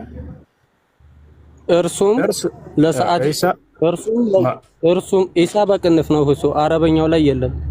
ና ያውና ከላይ ስሙ አለ። አውዱን ጠብቆ ነው አረበኛው ላይ ያስቀመጣል። ና ላሳየህ። አረበኛው ላይ የለም። ና ያው ምን ይላል እዚህ ጋር? የመርየም ልጅም ምሳሌ በተደረገ ጊዜ ህዝቦችህ ወዲያውኑ ከእርሱ ይስቃሉ። አዎ የመርየም ልጅ። ስለዚህ ያለውን ያስቀመጡት እንጂ ከራሳቸው አይደለም። እሺ በመጨረሻው ሰዓት ሐሳዊ መሲሁን እንደሚገለው ማለት ይሄ ወሳኝ ፖይንት ስለሆነ ችግር የለም። አብሽር እንደሚገለውም አሁን ማስረጃ አውጥቼ ላሳየህ። አብሽር እያንዳንዱ የተናገርኩትን ቃል በቃል ጠይቀኝ። እሺ አሁን እሱ በመጨረሻ ዘመን ሐሰተኛውን መሲህ እንደሚገለው ቃል በቃል ላውጣና ላሳየህ።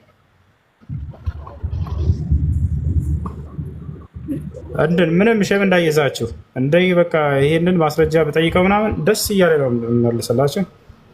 አንዴ ላውጣላችሁ። ያው እና እዚህ ጋር ያው እና የማርያም ልጅ በሉድ በር ወይንም በሉድ አጠገብ ይላል የክርስቶስ ተቃዋሚውን ይገድለዋል። የማርያም ልጅ የክርስቶስ ተቃዋሚውን ይገድለዋል። ይታያል ሐዲስ ላይ ያና እዚህ ጋር ረጅም ሐዲስ አለ። እዚህ ጋር ስለሆነ ነው ከቁርአን ነው የፈለኩት ማለት ወሳኝ ፖይንት ስለሆነ ከቁርአን ሐዲስ። ስለዚህ ስለ ሐዲስ አሁን እናስተምርህ ማለት ነው። ሐዲስና ቁርአን ልዩነታቸው ምንድነው? ቁርአን ማለት ቃል በቃል ከአላህ ለመሐመድ የወረደ ነው ተብሎ የሚታመን ነው። ሐዲስ ደግሞ ማለቴ ከቁርአን ከመጣ በኋላ ከተወሰኑ አመታቶች በኋላ የተዘገቡ ዘገባዎች ይመስለኛል እንደኔ። በቃ እንዳንተ ነው። ይሄ ስህተት ነው። አሁን ላስረዳሽ፣ አዳምጠኝ ስለ ሐዲስ። እሺ ማስረጃ ጋር አብሽር፣ ችግር የለውም። አላህ በቁርአን ራሱ ሲናገር ወማ የንጥቁ ዐኒል ሀዋ ይላል። ሙሐመድ የሚናገረው አንዲትም ከራሱ አይደለም ያለ ይናገራል። ነቢያችን ሰለላሁ ዐለይሂ ወሰለም ባሉበት በዘመናቸው ተናግረውት የሄዱት እንጂ ከጊዜ በኋላ ሰዎች የጻፉት አይደለም። ራሳቸው ሐዲስ ላይ ማስረጃ ሲናገሩ ምን አሉ? ተረክቱ ፊኩም ማ ኢን ተመሰክቱም ቢሂማ ለን ተዲሉ ባዕዲ ኪታቡላህ ወሱነቲ ያሉ። በመካከላችሁ ሁለት ነገራቶችን ጥየላችሁ ይሄዳለሁ፣ እነርሱንም አጥብቃችሁ እስከያዛችሁ ድረስ አትጠሙም እያሉ ተናገሩ። ስለዚህ ቁርአንና ሐዲስን ጥለውልን ነው የሄዱት እርሳቸው በህይወት ዘመናቸው እያሉ። ሐዲስ ላይ ነቢያችን ሰለላሁ ዐለይሂ ወሰለም በሌላ ቦታ ላይ ምን አሉ? ቃለ ነቢይ ዐለይሂ ሰላቱ ወሰላም ሐሰን ብን ዐጢያ ምን አለ? ካነ ጅብሪል ዐለይሂ ሰላም የንዚል ቢሱና ዐለ ነቢ ሰለላሁ ዐለይሂ ወሰለም ከማ የንዚል ቢልቁርአን። ነቢያችን ሰለላሁ ዐለይሂ ወሰለም ላይ መልአኩ ጅብሪል ዐለይሂ ሰላም ቁርአንን ሲያመጣላቸው እንደነበር ሁሉ ሐዲስንም ሲያመጣላቸው የነበረው እርሱ ነው። አላህ በቁርአን ላይ ወማ የንጥቁ አኒል ሀዋ እያለ ይናገራል። ሙሐመድ ከራሱ አንዳችን አይናገራቸውም እያለ ይላል። በአጠቃላይ ቁርአን እና ሐዲስ ቁርአን ቃሉን መልእክቱን ከአላህ ሱብሓነሁ ወተዓላ ዘንድ ሲሆን ሐዲስ ደግሞ መልእክቱ ከአላህ ዘንድ ነው። ቃሉን ግን ነብዩ ሰለላሁ ዐለይሂ ወሰለም ናቸው እንዲናገሩት የተደረጉት። በአህካም ደረጃ ግን ያው ናቸው። እንደዛ ከሆነ ቁርአን ማለቴ የሚቀያየር ነገር የለውም። ሐዲሳቶች ግን ዳኢፍ እየተባሉ በጊዜ ሂደት እየተመረመሩ የነብዩ ቃል አይደለም እየተባሉ ለምን ዳኢፍ ይደረጋሉ? እንደዛ ከሆነ አንዳንድ ሐዲሳቶች ለምን ዳኢፍ እየተደረጉ እየተቀያየሩ ከጊዜ በኋላ የሚለው ስህተት ነው። ሶሒህ የሆነ ሐዲስ ከጊዜ በኋላ ተቀይሮ ዳኢፍ እየሆነ አይደለም። አሁን እየተሳስተሃል። እሱ ምንድነው ዳኢፍ ተብለው የተገለጹት? ሰዎች በነብዩ ሰለላሁ ዐለይሂ ወሰለም ላይ ያላሉትን ብለዋል ብለው በሆነ ጊዜ ላይ የተናገሩ ሰዎችን ያን ነው አይ እነዚህ ሰዎች የተናገሯቸው እንጂ ነብዩ ሰለላሁ ዐለይሂ ወሰለም አልተናገሯቸውም ብለው ضعيف የሚል ስያሜ ሰጥተዋቸው ደካሞች ብለው ያስቀመጡልን ነው ለሞቻችን እንጂ ከጊዜ በኋላ ያን የተናገሩትን የነብዩ ሰለላሁ ዐለይሂ ወሰለም ቃል ضعيف እያደረጉ እየሻሩ አስቀምጠውልን አይደለም። እሺ እነዚህ ዳኢፎቹ እንደዛ ከተባሉ ሰሂህ የሆነው እንደዛ ማለት እሳቸው የተናገሩት ለመሆኑ አሁን ቁርአን በሚለው ችግር የለውም ተስማማን እንበል። እነዚህኞቹ ሰሂህ የተባሉት የእሳቸው ንግግር ለመሆኑ እንዴ በምን እናውቃለን? ጸሐፊዎቹስ እነማን ናቸው? ጸሐፊዎቹስ በሱ ዘመን ነበሩ? በጣም ጥሩ ጥያቄ። እንደሷ ይሄን ሐዲስን ሶሒህ ሐዲሶችን ነቅል ያደረጉልን ያስተላለፉልን ራሳቸው ቁርአንን ያስተላለፉ ሰሃቦች ናቸው። ገብቶሃል አይደለ? ጸሐፊዎቹስ መቼ ናቸው ከተባለ በዚያው በነብዩ ሰለላሁ ዐለይሂ ወሰለም ዘመን የነበሩ ናቸው ወይ? አዎ። ነቢያችን ሰለላሁ ዐለይሂ ወሰለም ራሳቸው አዘዋቸው ነው ወይ የጻፉት? አዎ። ነቢያችን ሰለላሁ ዐለይሂ ወሰለም ሐዲስ ላይ ምን አላቸው መሰለህ? እነዚህን ሰዎች እክቱቡ ኩል ማ የኽሩጁ ሚን ፈሚ ፈኢነሁ ላ የኽሩጁ ሚን ፈሚ ኢላ ሐቀን አሉ። ከአንደበቴ የምትሰሙትን የሚወጣውን ሁሉ ጻፉ፣ ከእኔ አንደበት እውነት እንጂ ሐሰት በፍጹም አይወጣም እናሏቸው። እሺ የጻፈ ሰው አለ ወይ ከአንደበታቸው የሚወጣውን ሁሉ? አዎ። አውጥቼ ላሳየህ። ቃል በቃል ሶሐባው ምን ይላል? ኩንቱ አክቱቡ ኩል ማ አስመዐሁ ሚን ረሱሊላህ ሰለላሁ ዐለይሂ ወሰለም ይላል።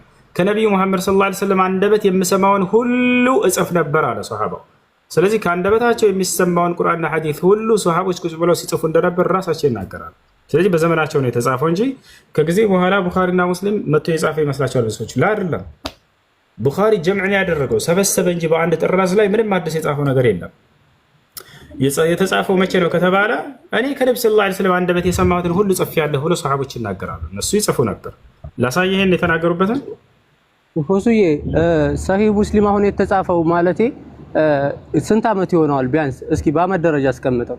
ነቢያችን ሰለላሁ ዐለይሂ ወሰለም በነበሩበት ዘመን የተጻፉት። አሁን ሙስሊም ምን አደረገ ከተባለ ሰሂሁ ሙስሊም ምን አደረገ መሳለህ? መጣና እርሱ እነዛን በሰሃቦች ዘመን የተጻፉትን በተለያየ ጥራዞች ላይ የነበሩትን ገብቷል አይደለ? በአንድ ጥራዝ አድርጎ የማዘጋጀትን ስራ ነው የሰራው ሙስሊም። ቡኻሪም ልክ እንዲሁ፣ ነሳኢም ልክ እንዲሁ፣ አቡ ዳውድ ልክ እንዲሁ፣ ትርሚዚ ልክ እንዲሁ፣ ኢብኑ ማጃህ ልክ እንዲሁ። እነዚህ እንዳለ ኩቱብ ሲታዎች ከጊዜ በኋላ መጥተው እነዚህን የተበታተኑ የነበሩትን በአንድ ጥራዝ መሰብሰብ ማለት ነው። ይህ አዲስ ጻፉ የሚያስብል አይደለም። የተጻፉት መቼ ነው ከተባለ በነብዩ ሰለላሁ ዐለይሂ ወሰለም ዘመን ሰሃቦች ናቸው የጻፏቸው። ይሄንን የተናገሩበትን ማስረጃ ላሳየው እያልኩ ማለቴ እዚህ ጋር ግልጽ እንድታደርግልኝ ስለፈለኩኝ ነው።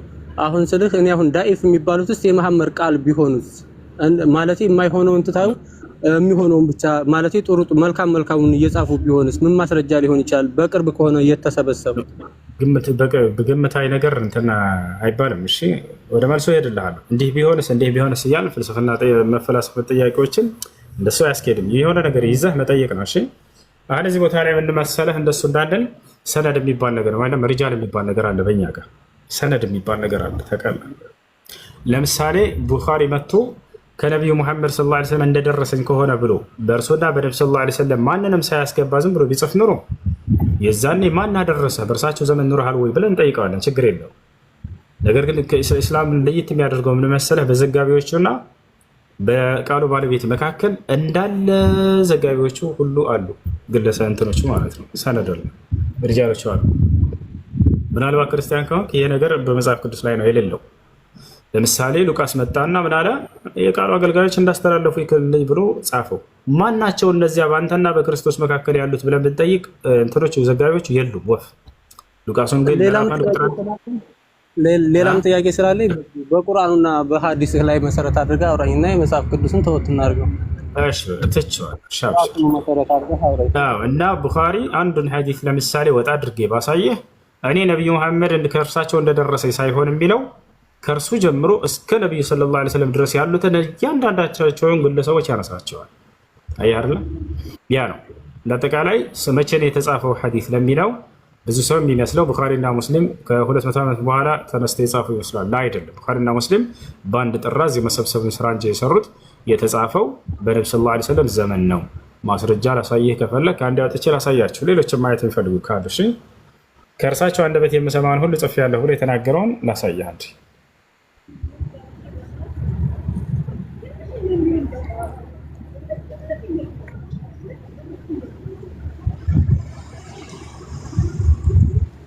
አጠራጥር እያደረግኩ እኛም ጥያቄ አለን። እሺ ችግር የለውም።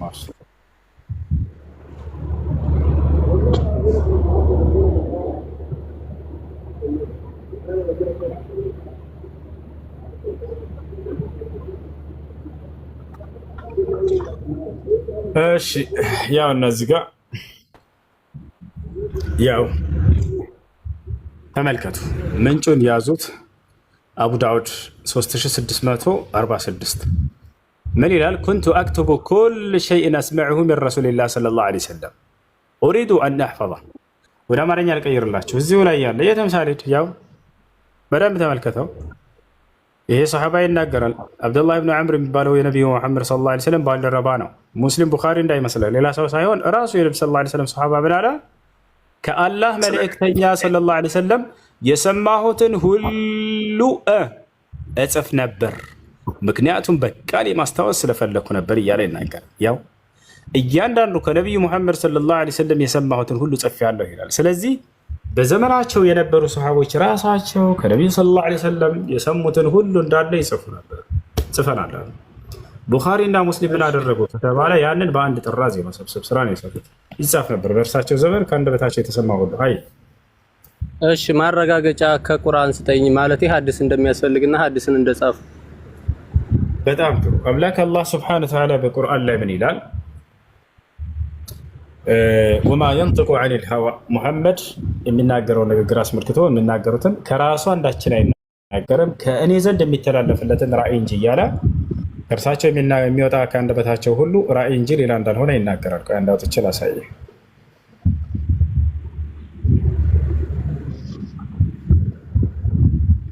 ሱረቱ ነጅም ላይ አላህ ሱብሓነሁ ወተዓላ ከአንደበታቸው የሚወጣውን ሁሉ ራእይ እንደሆነ ይገልጽልናል። ከራሱ አንዳችን አይናገርም ከልብ ወለዱ አንዳችን አይናገርም ያለ ያናዝጋ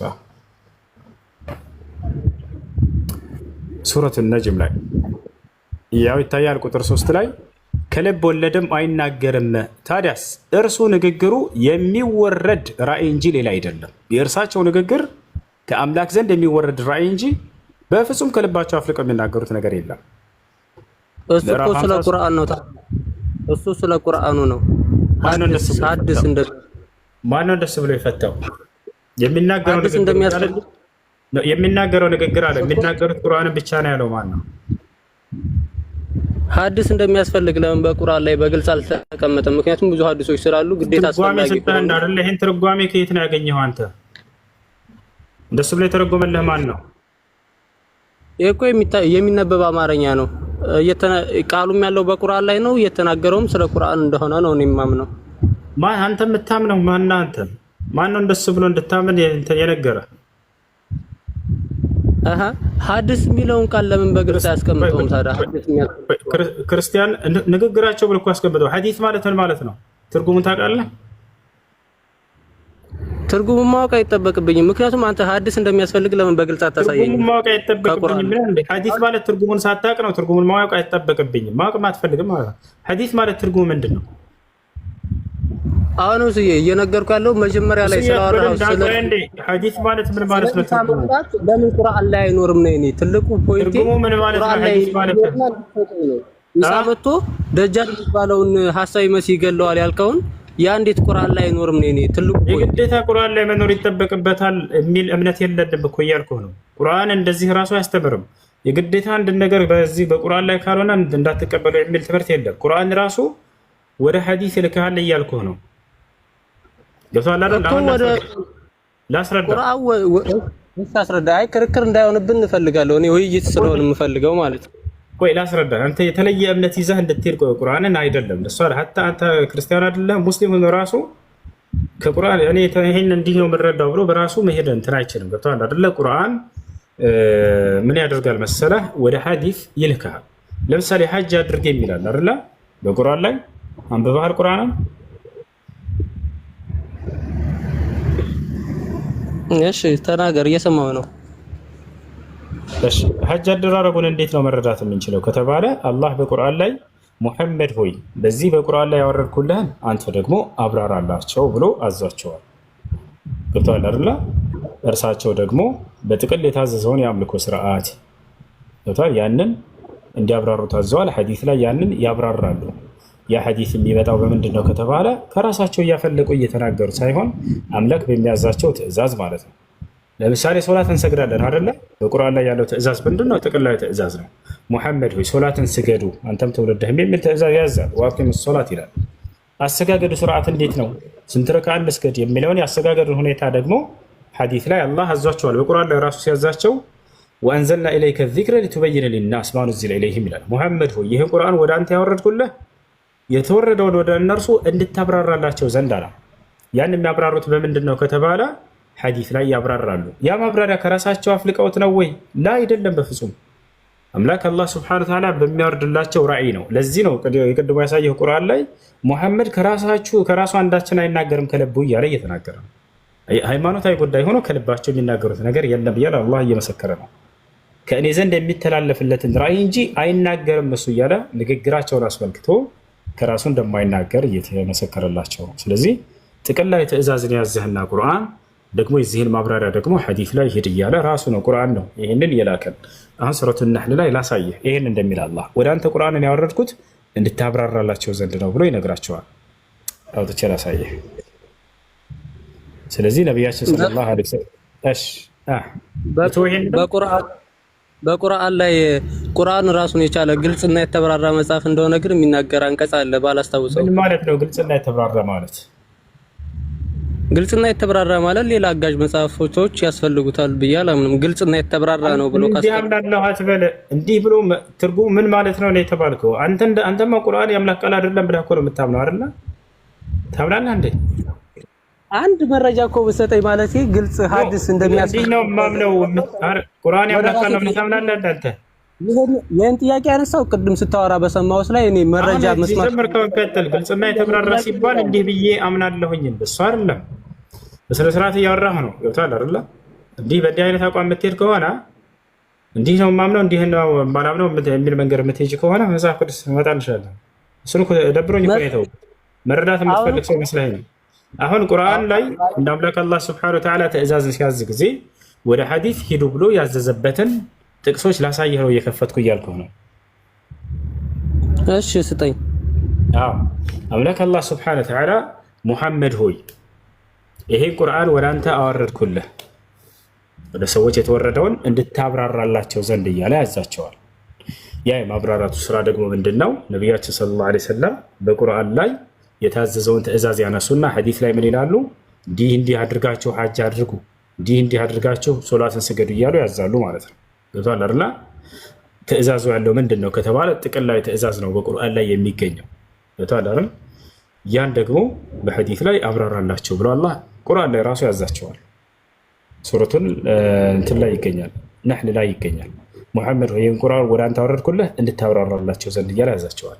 ይህን ይመስላል። እሺ እና ደጃልን ማስመልክቶ ማናቸውንም ነገራቶች አላህ ሱብሓነሁ ወተዓላ በነቢዩ ሰለላሁ ዐለይሂ ወሰለም አንደበት ላይ በሐዲስ ላይ ያንን ገልጾላቸዋል። ያንን ቁርአንና ሐዲስን በመካከላችሁ ጥየላቸው ይሄዳለሁ እነሱንም አጥብቃችሁ ያዟቸው እያሉ ይናገሩ። ኡቲቱል ቁርአን ወሚስለሁ መዐሁ አሉ። ቁርአንን ተሰጠሁኝ ከእርሱም ጋር የእርሱን አምሳያ ተሰጥቻለሁኝ አሉ። የእርሱን አምሳያ እያሉ ሐዲስን ይገልጹታል። ይኸው ያ ማለት ከአምላክ ዘንድ የመጣ ቃል ነው ሁለቱም ቁርአንም ሐዲስም ከአምላክ ዘንድ እንጂ ነብዩ ሰለላሁ ዐለይሂ ወሰለም ከራሳቸው ተፈላስፈው የተናገሩት አይደለም። አንድነታቸውና ልዩነታቸው ምንድን ነው የሚለውን በተመለከተ ቁርአን ቃሉም መልእክቱም ከአላህ ዘንድ ሲሆን ሐዲስ መልእክቱ ከአላህ ዘንድ ነው፣ ቃሉም ግን አላህ ሳይሆን ነብዩ ሰለላሁ ዐለይሂ ወሰለም እንዲናገሩት የተደረጉት የሆነ መለኮታዊ ራእይ ነው። ያርላ ለዚህም ነው ሐዲስ ሲገለጥ ጊዜ ቃለ ረሱሉላህ ተብሎ የሚገለጸው የአላህ መልእክተኛ እንዲህ አሉ ነው የሚባለው። لأن الحديث تكلم به رسول الله صلى الله عليه وسلم وليس الله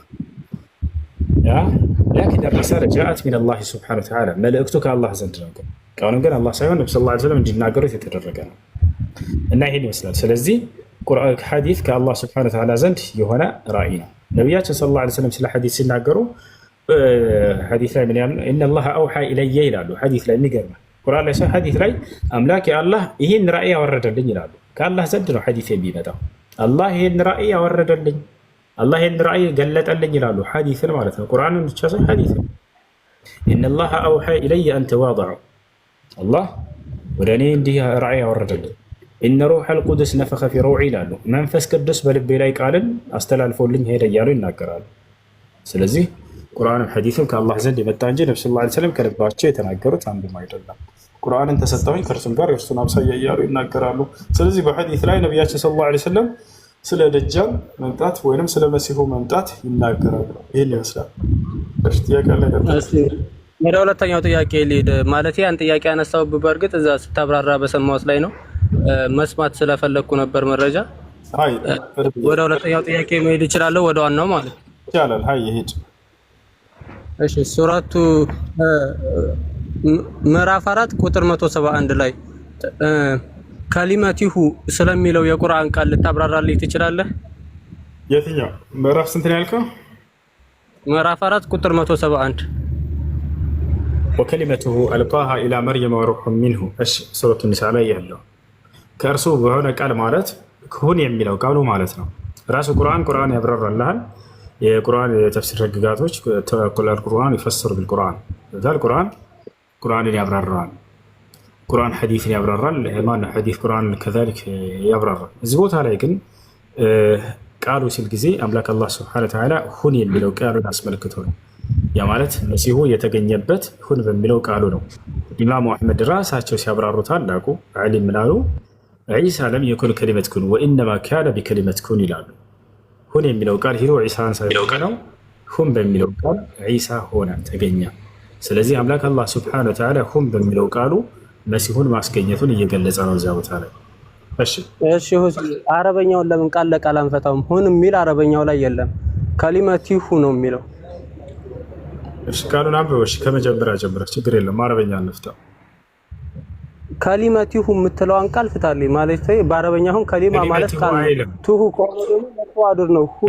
የሱ እንደማለት የሱ ቃል ከሊመቲሁ የሚል ቃል የለም ቁርአን ላይ። ከሊመቱሁ ወከሊመቱሁ የእሱ ቃል እንደማለት አይደለም። ፍቹ ዳይሬክት ፍቹ አይደለም። አልቃሃ የሚለው ፍርስርስ ያደርግብሃል። የወረወራት የሆን ቃሉ ይላል። የወረወራት ይባላል። ለዒሳ ቢሆን ኑሮ ዒሳ ወንድ ነው ሴት?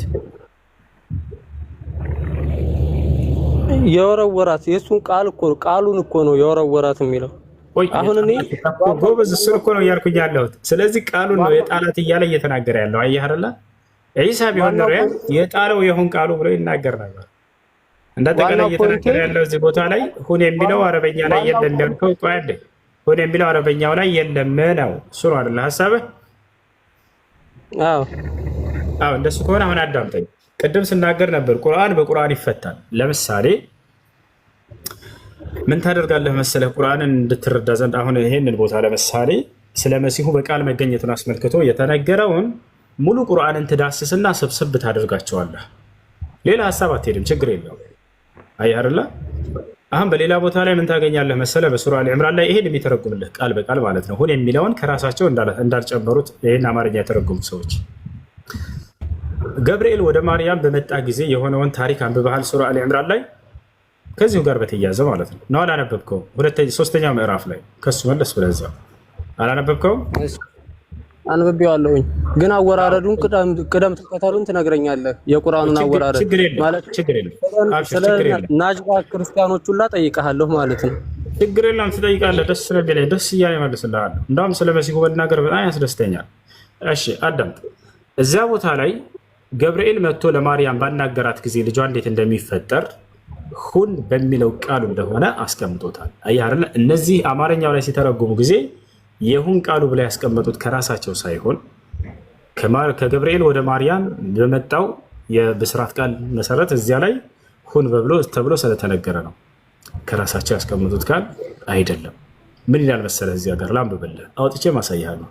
ቃለት ረቢ አና የኩኑ ሊ ወለዱን ወለም የምሰስኒ በሸር ቃለ ከዛሊከ ላሁ የኽሉቁ ማ የሻ ኢዛ ቀዷ አምረን ፈኢነማ የቁሉ ለሁ ኩን ፈየኩን ይላል።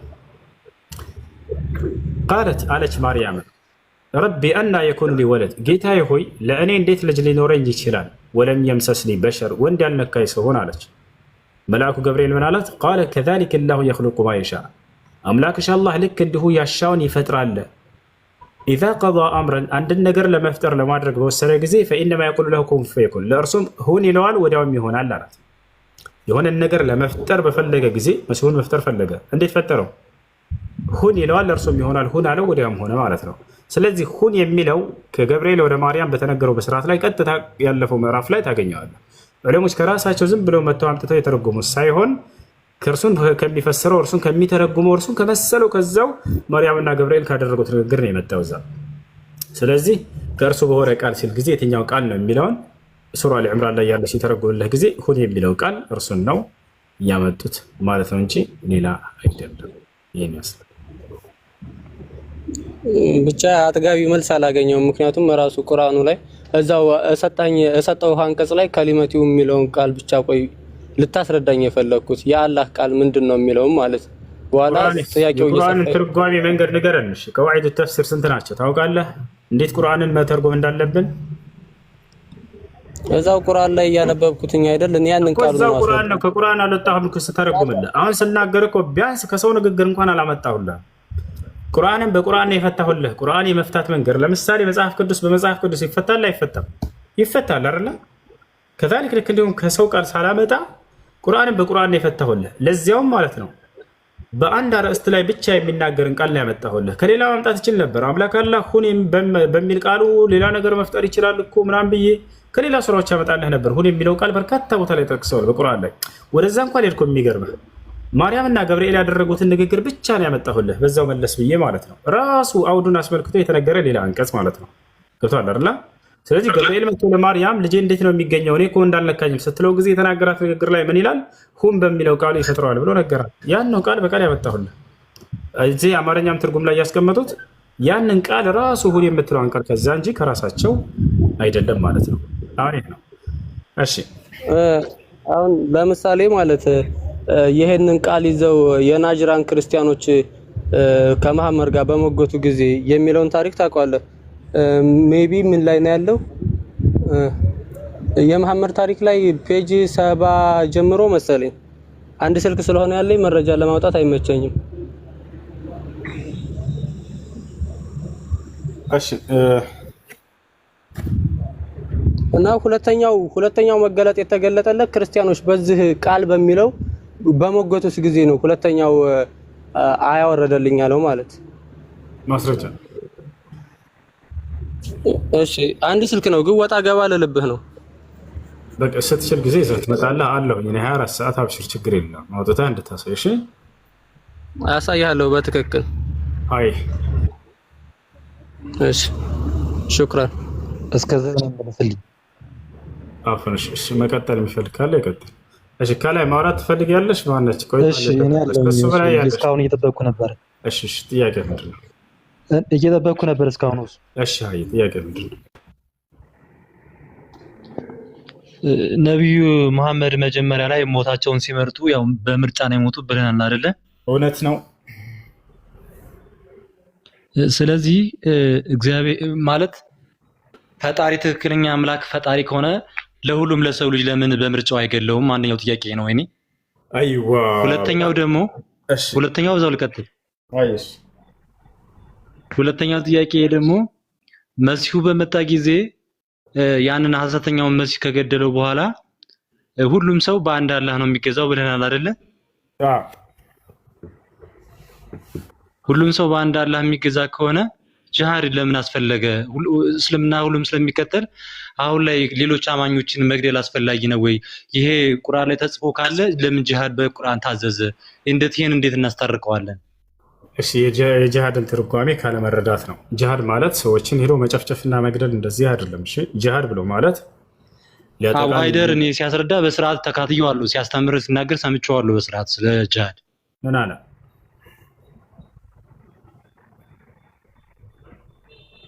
ምን አለ?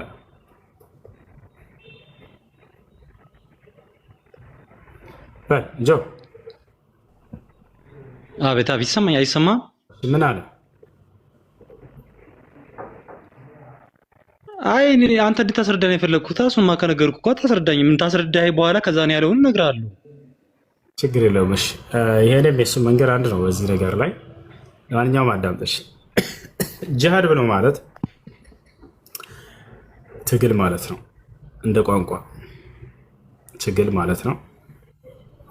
አንድ አካል ከሌላ አካል ጋር የሚያደርገው ፋይት፣ ግጥሚያ፣ ትግል ይባላል። ያ ማለት ምን አይነት አካል ነው ጂሃድ የምታደርገው? ከታዲያ ወደሚለው ስንመጣ ጊዜ ሊታገልህ የመጣን አካል ከራስህ በመከላከል የምታደርገው የማጥቃት ስርዓት ነው። ገብታችኋል? ነቢያችን ሰለላሁ ዐለይሂ ወሰለም ታዲያ ሰላማዊ ሰው ሄዳቸው ግደሏል ወይ?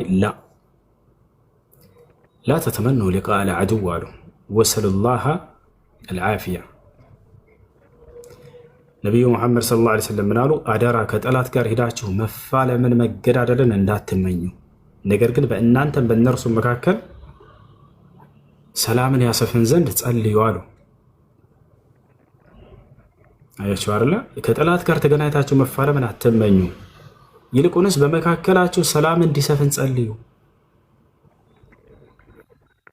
ነገር ግን ምን አይነት ሰዎችን ነው ታዲያ የምትዋጋው ከተባለ፣ ጂሃድ የምታደርገው ከተባለ፣ አይ ሰላምን አልፈልግም እጋደላለሁ ያለን ሰው ነው። ታዲያ እንዲህ አይነቱን ከራስህ ተከላክለህ መጋደል ምን ይባላል? ጂሃድ ይባላል። ከራስ መከላከል ባጭሩ። አላህ በቁርአን ላይ ምን ይላል? ወኢን ጀነሑ ሊሰልሚ ፈጅነሕ ለሃ። ሙሐመድ ሆይ የሌላ እምነት ተከታዮች ለእርቅ ከወረዱ አንተም ለእርቅ ውረድ አለ። ምን ትረዳላችሁ? ሰላም የሆነ ሃይማኖት ነው። ለእርቅ ከወረዱ አንተም ለእርቅ ውረድ። ቃል በቃል በቁርአን ላይ ፈመስተቃሙ ለኩም ፈስተቂሙ ለሁም አለ። ሙሐመድ ሆይ የሌላ እምነት ተከታዮች ቀጥ እስካሉላቸው ድረስ እናንተም ቀጥ በሉላቸው አለ። ሰላምን ነው የሚሰብክ። ነገር ግን ታዲያ ምን አይነት ሰዎችን ነው ተዋጉ የሚል በቁርአን ላይ ተጋደሉ የሚል ስታገኙ ጊዜ ከተባለ ጥቅልል አድርጎ አላህ ሱብሓነሁ ወተዓላ ወቃቲሉ ፊ ሰቢልላህ አለዚነ ዩቃቲሉነኩም አለ። እነዚያን የሚዋጓቸውን ተዋጓቸው አለ፣ ወይም የሚጋደሏቸውን ተጋደሏቸው። ለመጋደል መጥቶ እኔ ሰላም አልፈልግም በቃ መጋደል ነው የምፈልገው አሻፍረኝ ያለን ሰው ምን እናድርገው? ከራስ መከላከል ግድ ይላል። ነቢዩ ሙሐመድ ሰለላሁ ዐለይሂ ወሰለም ለ13 ዓመት ያክል መካ ሲያስተምሩ የመጀመሪያ አስተምሮታቸው ከታዘዙበት ጊዜ ጀምሮ ለ13 ዓመት ያክል ይሄ ህግ አልወረደም ነበር። የሚገርማቸው ተዋጋ የሚል ትዕዛዝ አልወረደም። ታዲያ ምን አድርግ ነው? ታገስ በቃ። እየተገደሉባቸው አማኞች እየተጨቆኑባቸው እያሳደዱባቸው አላህ ስብሐነሁ ወተዓላ አለም ተረ ኢለ ለዚነ ቂለ ለሁም ኩፉ አይዲየኩም፣ እጃቸውን አጣጥፋችሁ ዝም በሉ ቁጭ በሉ አላቸው አላህ። ወአቂሙ ሰላተ ወአቱ ዘካተ፣ እስከዛ ድረስ የታዘዛችሁትን ትእዛዛት ሶላትን፣ ዘካን ስጡ አላቸው። ነቢያችን ሰለላሁ ዐለይሂ ወሰለም እስኪሳደዱ ድረስ አሁን የሚሳደዱ አዎ ተሳደድ የሚል ትእዛዝ ወጣ፣ እንዳትዋጋ። መዲና ሄደው በሰላም እያስተማሩ እያሉ ነቢ ሰለላሁ ዐለይሂ ወሰለም ተሳደውላቸው ከሀገራቸው ሰጥቷቸው አሁንም መጥተው ካልተዋጋን አሉ እዚያ። በዚህ ጊዜ ነቢያችን ሰለላሁ ዐለይሂ ወሰለም ትእዛዝ ወረደላቸው። አሁን ደግሞ ከራስህ ተከላከል አላቸው። ከዚህ በኋላ ወዴት ሊሄዱ ይችላሉ? በጣም መጨናነቅና ግፍና በደል በበዛ ጊዜ ነው አምላክ አላህ ይህንን ጂሃድ የሚለውን የደነገገው። ብዙ ክርስቲያኖች የሚመስላቸው ሂዶ ሰውን መጨፍጨፍ ይመስላቸዋል። አይደለም። ግፍና መከራ በበዛባቸው ጊዜ ከራሳቸው ተከላከሉ ዘንድ ተብሎ የታዘዘ ትእዛዝ ነው። ኡዚነ ሊለዚነ ዩቃተሉነ ቢአነሁም ዙሊሙ። ይሄ ወረደ በቃ ለነዚያ ለተበደሉ፣ ለተጨቆኑ፣ ለተገፉ ሰዎች ከራሳቸው እንዲከላከሉ ጂሃድ እንዲያደርጉ ተፈቀደላቸው የሚል አንቀጽ ወረደ። በዚህ ጊዜ ነቢያችን ሰለላሁ ዐለይሂ ወሰለም መዲና ላይ ሰራዊት ለማዘጋጀት ጀመሩ። ከራስ መከላከል ግድ አላቸው። ታቸው አለ እነዚያን ሰራዊቶች አዘጋጃቸው። ከዚህ በኋላ የሚመጣብንን ጠላት መመከት አለብን ተብለው ይሄ ትእዛዝ ወጣ። ይህ ጂሃድ ታዲያ ከመቼ ጀምሮ ነው አምላክ የደነገገው ወደሚለው እንምጣ። ያልጠየቀውን ጥያቄ እየመለስኩልህ ነው። ከመቼ ጀምሮ ነው? ከአዳም ጀምሮ እስከ ነብዩ ሰለላሁ ዐለይሂ ወሰለም ባሉት ነብያት ከማን ጀምሮ ነው ጂሃድን የደነገገው አምላክ ወደሚለው ስንመጣ ጊዜ ባለፉት ዘመናት ላይ ጂሃድ የለም ነበር። ከሃዲያኖችን አስመልክተው ምን ነበር ያለው? መቅሰፍት የሚባል ነገር ነበር። እስከ መቼ ድረስ? እስከ ሙሴ ዘመን ድረስ። ከሙሴ በኋላ ባሉት ነቢያቶች ላይ ነው ጂሃድ የተደነገገው። እስከዛ ድረስስ ጂሃድ የለም ነበር። መቅሰፍት ነበር ያለው። ያ ማለት አምላክ ነብያትን ይልካል፣ ተአምራትን አስይዟቸው ያስተምራሉ። እምቢ ብለው አሻፈረኝ ብለው እነዚያ ካመፁና ነብያትን እንጋደላለን ሌላ ነገር እናደርጋለን ካሉ ያን ነብይ ህዝቦችን ይዘህ ጂሃድ አድርግ አላለውም ነበር።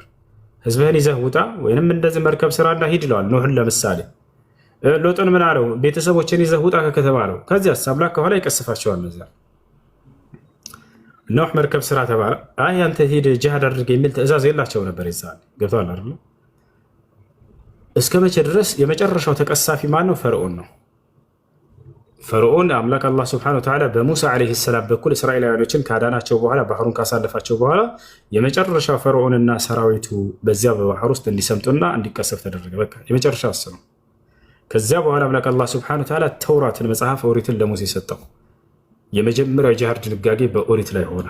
ጠላቶችህን ከዚህ በኋላ ራሳችሁ መክቱ መልሱ አላቸው። አላህ ጂሃድ አድርጉ፣ የሚዋጋቸውን አካል ከራሳችሁ ተከላከሉ። መቅሰፍት ቀረ። ከዚያ በኋላ ገባችኋል? ማስረጃ ለዚህ ያለው ወይ በእነሱ ጀምሮ እንደተደነገገ? አዎ يقول سبحانه وتعالى في سورة التوبة إن الله اشترى من المؤمنين أنفسهم وأموالهم بأن لهم الجنة يقاتلون في سبيل الله فيقتلون ويقتلون وعدا عليه حقا في التوراة والإنجيل والقرآن. ይሄ መዋጋት ወይም ጂሃድ ማድረግ የሚለው የተደነገገው መቼ ነው? በተውራት በኢንጂልና በቁርአን ላይ። መሲሁ ታዲያ ለምን አልተዋጋም ጠላቶችን እንዳትሉ፣ መሲሁ ዒሳ ዓለይሂ ሰላም ተከታዮች ውስን ነበሩ። ያስተማረባትም ጊዜ በጣም ውስን ነበረች። መሲሁ ዒሳ ዓለይሂ ሰላም ያስተማራት 3 ዓመት የምትሞላለች ጥቂት ጊዜ ነች። በዚህ ጊዜ የማያፈራቸው በጣም ውስኖች ነበሩ ሐዋርያቶቹ። ምንም የእርሱ ተከታይ ሐዋርያት ብሎ አላህ በቁርአን ላይ ጠርቷቸዋል። እነዚህን ጥቂት ሰዎች ይዘህ ተዋጋ፣ ሊዋጋች አቅም የሚባል ነገር አለ፣ ችሎታ ሊኖር ይገባል። የለም ማለት ሳይሆን ትእዛዙ ነበረ። ነገር ግን መስፈርቶች አሉ። እነዛ መስፈርቶች ያልተሟሉ እንጂ በተውራት በኢንጂል በቁርአን ላይ አዝዣለሁ ይብራል አላህ። ስለዚህ ለዚያው እነዚያም አይሁዶች አልተቀሰፉም። እርሱን ለመግደል ለመስቀል ያሰሩ ሰዎች በተቻለ ጂሃድ እንዳደረግ ታዘዙ። ነገር ግን አቅሙ ከሌለው ግዴታ አላደረገበትም ያንን ነብይ። እንዳጠቃላይ ጂሃድ ብሎ ማለት እንደነገርኩህ ጠላት ሊያጠቃ ሲመጣ ጊዜ የዛኔ አንተ ከነርሱ ከራስ እየተከላከልክ የምታደርገው የማጥቃት ስርዓት እርሱ ጂሃድ ይባላል። ይሄ አላህ በቁርአን ላይ ወቃቲሉ ፊ ሰቢልላህ الذين يقاتلونكم ማለት እነዚያን የሚዋጓቸውን ተዋጓቸዋል።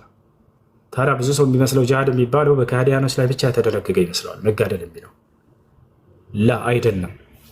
ታዲያ ጂሃድ በአማኞችም ላይ አድርጉ ተብለናል። የሚገርማችሁ በካህዲያን ላይ በካፊር ላይ ብቻ አይደለም። አማኝ ሆኖ ራሱ ጂሃድ የምናደርገው አለ፣ የምንጋደለው አለ። ምን አይነት ከተባለ ሰላምን አልፈልግም የሚል አካልም መዋጋት ነው። ገብታችኋል አይደል? ጂሃድ ብሎ ማለት በአማኞችም ላይ ጂሃድ እንዳለ ማስረጃ አለው። ያው አላህ በሱረቱል ሁጁራት ላይ ይናገራል። ወኢን ጣኢፈታን ሚነል ሙእሚኒን እቅተተሉ ፈአስሊሑ በይነሁማ ፈኢን በገት ኢሕዳሁማ ዐለል ኡኽራ ፈቃትሉ ለቲ ተብጊ ሐታ ተፊአ ኢላ አምሪላህ ፈኢን ፈአት ፈአስሊሑ በይነሁማ ቢልዐድሊ ወአቅሲጡ ኢነላሀ ዩሒቡል ሙቅሲጢን ይላል። አላህ በቁርአን ላይ ይላል ወኢን ጣኢፈታን ሚነል ሙእሚኒን እቅተተሉ ፈአስሊሑ በይነሁማ፣ ሁለት የምእመናን ጭፍራዎች እርስ በራሳቸው ቢገዳደሉ በመካከላቸው አስታርቁ አለ አምላክ። አላህ ሰላምን ይፈልጋል። መጀመሪያ አስታርቋቸው። ለማስታረቅ ሞክረን አንዱ በሌላው ላይ ወሰን ቢያልፍስ ምን አድርጉት አለ? ያችን ወሰን አላፊዋን ተጋደሏት፣ ጅሃድ አድርጓት አለ። የሚገርም ፈኢን በገት ኢሕዳሁማ ዐለል ኡኽራ፣ አንደኛዋ በሌላኛዋ ላይ ወሰን ካለፈች ፈቃቲሉ ለቲ ተብጊ፣ ያችን ወሰን የምታልፈዋን ተጋደሏት አለ። ስለዚህ ጂሃድ ማድረግ መዋጋት የሚለው በካህዲያኖች ላይ ብቻ ሳይሆን አማኞችም ላይ ሆኖ ራሱ ሰላምን አልፈልግም ባሉ ሰዎች ላይ ይነሳል ይሄ ነገር። ጂሃድ ብሎ ማለት ሰላም አልፈልግም ብሎ የሚበጠብጥን አካል ስርዓት የምናስይዝበት ህግ ማለት እንጂ ሌላ አይደለም፣ እንጂ ሰላማዊ ሰዎችን ሄዶ ስለመግደል የተደነገገ አይደለም። ነቢያችን ሰለላሁ ዐለይሂ ወሰለም ምን አሉ? መን ቀተለ ሙዓሂደን ለም የሪሕ ራኢሐተል ጀና አሉ።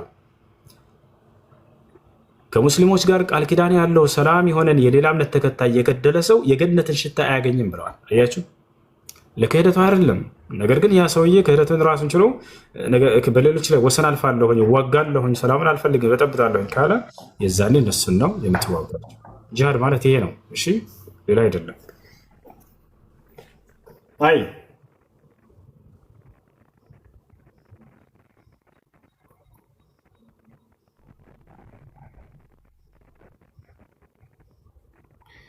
እሺ፣ ጥያቄ ያለው ይቀረኛል። እሺ፣ ጥያቄ ምንድን ነው? ሁለተኛው ጥያቄ ይቀረኛል። እሺ፣ ጥያቄ ምንድን ነው? የጠየቀው ጥያቄ ነብዩ መሐመድ በፈቃዳቸው ነው የሞቱት። ስለዚህ የሰው ልጆች በአላህ ዘንድ እኩል ፍጥረት ስለሆኑ እኩል ሰዎች ስለሆኑ ለምን ሌላውስ ፍጥረት በፈቃዱ አይሞትም? መልካም። ለመሆኑ ነቢዩ ሙሐመድ ሰለላሁ ዐለይሂ ወሰለም ብቻ ናቸው ወይ? እርሳቸው ብቻ ናቸው አላልኩም። እሺ አምላክ አላህ ሱብሓነሁ ወተዓላ ምርጫ የሰጣቸው እርሳቸው ብቻ አይደለም፣ ነቢያቶችን ሁሉ ነው። ማስረጃ ከፈለክ አውጥቼ አሳያለሁ። ማ ሚን ነቢይን ኢላ ወቀድ ኹይረ በይነ አልበቃኢ ፊ ዱንያ ወበይነ ማ ዒንደ አላህ። ማንም ነቢይ የለም አላህ ያንን ያስመርጠው ቢሆን እንጂ ብለው ተናግረዋል። ለእርሳቸው ብቻ አይደለም። ይሄ ነው ማስረጃ። የምትፈልግ ከሆነ አሳያለሁ። ሁሉንም ነቢይ ነው።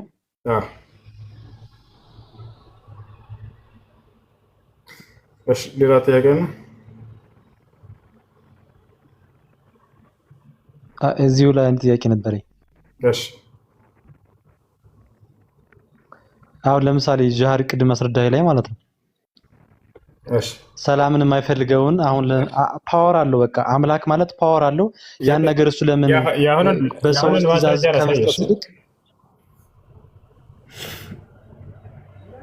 ያሁን ማስረጃ ልስጥህ። እሺ ምናልባት ከፈለከው ቡኻሪ 4586 ላይ ይገኛል። ሙስሊም 2444 ላይ ይገኛል። ማ ሚን ነቢይን የሙት ኢላ ኹይረ በይነ ዱንያ ወልአኺራ። ነቢያችን ሰለላሁ ዐለይሂ ወሰለም ምን አሉ? አንድም ነቢይ የለም በሚታመም ወይም ጊዜ መጨረሻ ላይ አላህ በዚች ዓለምና በቀጣዩ ዓለም ያስመረጠው ቢሆን እንጂ ብለው ተናገሩ። ከነዚያ መካከል ለናሙናነት ያክል በተናጠል ሙሴ ምርጫ እንደተሰጠው ሁሉ ተገልጿል ሐዲስ ላይ። ያውና እዚህ ጋር አንድ ነቢይ አይታመምም በዚች ዓለምና በቀጣዩ ዓለም ያስመረጠው ቢሆን እንጂ ወይ ችን ዓለም ለዘላለም ይኖራል ወይም ወይ ቀጣዩን ዓለም ከመረጠው ወደዛ ይሄዳል። ወደ አማርኛ ልቀይርላችሁ ጉግል በትክክል ከተረጎመው ያውና ምን ይላል? በዚህ ዓለምና በመጨረሻው ቀን መካከል ምርጫ ሳይሰጠው የታመመ አንድም ነቢይ የለም አለ። የታመመ ብሎ ገለጸው። ሲታመሙ ጊዜ ምርጫ የተሰጣቸው ቢሆን እንጂ ከዚች ዓለምና ከቀጣዩ ዓለም ለማለት ነው። አንድም ነቢይ የለም ምርጫ የተሰጣቸው ቢሆን እንጂ ምርጫ ተሰጥተዋል ከዚች ዓለምና ከቀጣዩ ዓለም። ምንጩን ያውና እዚህ ጋር ታገኘዋለህ። ቡኻሪ 4586 በነቢያቶችና በኖርማል ሰዎች ዘንድ እይታው ማለት ባላህ ዘንድ የተለያየ እይታ ላይ ያለው ወይስ እንዴት ነው? አምላክ አላህ ሱብሓነሁ ወተዓላ ነቢያቶችን በበርካታ ነገራቶች ለይቷቸዋል። መልእክትን ማውረድ በእነርሱ ላይ አድርጓል። ከሌላው ምዕመን ማለት ነው። አዎ በነቢያቶች ማለት ነው። በበርካታ ነገራቶች ለይቷቸዋል። ነቢያቶች ይለያሉ። ሰውን ብቻ ሳይሆን መላእክትም ተለይተዋል። መልአኩ ጅብሪል እና ሚካኤል። ስለዚህ ነቢያቶች የተለዩ ፍጥረት ናቸው ማለት እንችላለን። ነቢያቶች በአንዳንድ ጸጋዎች አላህ ለይቷቸዋል ነው እንጂ የምንለው የተለዩ ፍጥረታቶች ናቸው አይባልም። እነሱ ልክ እንደኛ ሰው ናቸው። ቁል ኢነማ አነ በሸሩ ሚስሉኩም ዩሓ ኢለየ አነማ ኢላሁኩም ኢላሁ ዋሒድ ይላል። ሙሐመድ ሆይ እኔን ልክ እንደናንተ ሰው ነው ይበላቸው እያለ ይናገራል። በአንዳንድ ትእዛዛትና ጸጋዎች ግን አላህ ሱብሓነሁ ወተዓላ እነሱ ለይቷቸዋል ወይ? አዎ ለይቷቸዋል። አይ ትንታኔውን ላንብብላቸው። ሚን ከራመቲላሂ ሊአንቢያኢሂ ወረሱሊሂ። እሺ አንድ ማብራሪያውን ላሳይ። ማለት ነቢያቶችም እኛም ሰዎች ከሆንን ሁሉም የእጁ ፍጥረቶች የአላህ የእጁ ፍጥረቶች ከሆንን እንዴት ልዩነት ሊኖር ይችላል? ምክንያቱም በሱ እጅ እስከተፈጠርን ድረስ አሁን ያለ በጸጋ ነው የሚለያዩት እና ደግሞ በአንዳንድ ትእዛዛቶች ይለያያሉ። ያ ነው እንጂ እነርሱ የተለዩ ፍጥሮች ናቸው ማለት አይደለም። ይወጣል አይደል? ምንዳ የሚባል ነገር አለ። አንድ ሰው እንደ እምነቱና እንደ መልካም ስራው ይመነዳል። ይወጣል አይደል? ነቢያቶች ደግሞ ከማንም በላይ በእውነታቸውም በስራቸውም የጸደቁ ናቸው። ስለዚህ አምላክ አላህ ሱብሓነሁ ወተዓላ ከሚሰጣቸው ምንዳ ምንድን ነው? እዚህ ዓለም ላይ ሰዎች እነርሱ ሊሞቱ በሚሉ ጊዜ ይሄንን አስመርጧቸዋል፣ ሰጥቷቸዋል። እሺ ይህ ከአላህ ሱብሓነሁ ወተዓላ ከሚሰጣቸው ምንዳ ነው። በታዘዙበት ትእዛዝ ልክ በሰሩት በከፈሉት መስዋዕትና ገድል ልክ አላህ ሱብሓነሁ ወተዓላ ያንን ይከፍላቸዋል።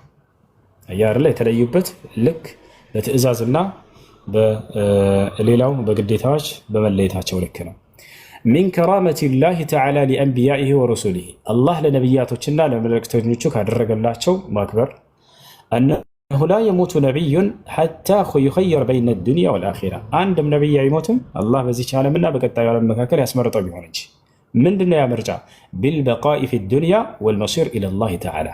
وي بزيش عالم لاي لزال عالم بمزوتر وينم ودع الله بميد ወማ ካነ ረሱሉላህ ሰለላሁ ዐለይሂ ወሰለም ሊየኽታረ ገይረ አልአኺራ የአላህ መልእክተኛ ነቢ ሰለላሁ ዐለይሂ ወሰለም ደግሞ የቀጣዩን ዓለምን እንጂ ምድርን አልመረጡም፣ ወይም ከአኺራ ውጭ ሌላን ሊመርጡ አልመረጡም እያለ ይናገራል።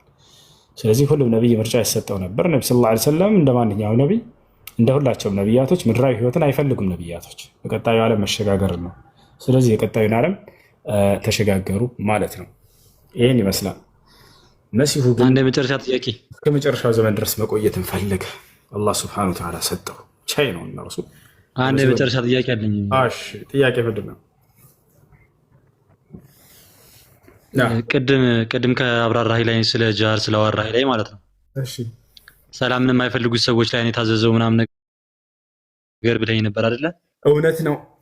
አምላክ የራሱ የሆነ ፓወር እስካለው ድረስ ሰዎችን እርስ በራሳቸው ከማጋደሉ በፊት ለምን እሱ የራሱን እርምጃ አይወስድም የሚለውን ጠይቅ ብዬ ነው። ይችላል። እሱን እኮ ችለው አሳየውን ነገርኩህ እኮ እስከ ሙሴ ዘመን ድረስ ምንም እሱን አሁን ለጠየቀው ጥያቄ ሁሉ መልስ አለው ኢስላም። እስከ ሙሴ ዘመን ድረስ አምላክ አላህ ሱብሓነሁ ወተዓላ የራሱን እርምጃ ይወስድባቸው ነበር። ልዝገመው መቅሰፍት የሚባል ነገር አለ አልኩኝ። እነዚያ ነቢያቶች አዛ በተደረጉ ጊዜ መከራ በደረሰባቸው ጊዜ በክርስትና እምነትም እስካሁንም አለ። ቆይ አንዴ ወደ መጽሐፍማ ብገባለህ እዛው ላይ ታገኘው ነበር። ይሄንን ጥያቄ አትጠይቅም ነበር በመሰረቱ መጽሐፍን ብትረዳ ኑሮ ማለት ነው። ምክንያቱም አምላክ ለምን በራሱ አይከላከልም? ለምን ጂሃድን አዘዘ? ያ መጽሐፍ ቅዱስ ላይ እግዚአብሔር ጂሃድ አዟል አይደለ? ተዋጉ እያለ ነቢያቶችን አዟቸዋል አላዘዛቸው? አዟቸዋል አይደለ? ነው ላሳይህ መጽሐፍ ጂሃድ አዟል አላዘዘም? እግዚአብሔር ሜቶናሳ ሄሎ ጆ ጂሃድ አላዘዘም አዟል። ጂሃድ ማለት ነው እንዲዋጉ እኮ መዋጋት እኮ ነው። ቆይ አንዴ ላሳየህ። በቃ እንዴ ጂሃድ ማበርካ ያ ማን ያን የሆኑት ዜጎች ያ እንትን ነው ስለ እንትን ልታወራኝ ነው። ቆይ ጂሃድ እንዳውም መጽሐፍ ቅዱስ ላይ ነው በጣም ብዙ ያለው። ያም ጂሃድ እንዳውም እግዚአብሔር ያዘዘው በምን መሰለህ? አሁን እንደ ሁለቱ ያለውን አነጻጽሬ ለመልሰልህ። ጂሃድ ሳይሆን ያ መቅሰፍት ነው። ያለ ጂሃድ ነው እግዚአብሔር ግደሉ እያለ ቃል በቃል ያዘዘበት ነው ማሳየህ። መቅሰፍት አይደለም። ትእዛዝ እያዘዘ ግደሏቸው እነዚህን እያለ በቁርአን ላይ ያለው ጂሃድ ምንድን ነው? ሊዋጉ የመጡ የሌላን እምነት ተከታይ ተዋጉ ነው የሚለው። እንደ መጽሐፍ ቅዱስ ግን በጣም ያሳዝነው ምን ይላል? ህፃናቶችን ግደሏቸው ይላል። ሽማግሌን ግደሉ ይላል እግዚአብሔር። ሴቶችን ግደሏቸው ይላል። ነቢዩ ሰለላሁ ዐለይሂ ወሰለም ሰራዊትን ሲልኩ ምን ይላሉ? አደራ ህፃናት እንዳትገሉ፣ አደራ ሴትን እንዳትገሉ፣ አደራ ሽማግሌ እንዳትገሉ ይላሉ። የሰማይና የምድር ያክል ልዩነት ቃል በቃል አሁን ላሳየህ። እሺ መጽሐፍ ቅዱስ ላይ ምን ይላል? እግዚአብሔር ሴቶችን፣ ሽማግሌን፣ ህፃናቶችን ግደሏቸው ይላል። ነቢዩ ሰለላሁ ዐለይሂ ወሰለም ሰራዊት ሲልኩ አደራ ሴቶችን፣ ሽማግሌን፣ ህፃናት እንዳትገሉ ይላሉ። ውሸት እያሉ ነው። ኮሜንት ላይ ላሳየህ። እኔ ከራሴ አንዳች አልናገርም፣ እንዳነበብኩ እናገራለሁ። ንግግሬን ቅን ነው በማስረጃ ከመጽሐፍ ቅዱስ እንጂ ከራሴ አልናገርም። አሁን ቃል በቃል ምንም ሳትደክሙ 1 ደቂቃ ብቻ ላሳያችሁ። ያ ከዚሁ እያነጻጸርኩ ላሳያችሁ። መጽሐፍ ቅዱስ ላይ እንግባ።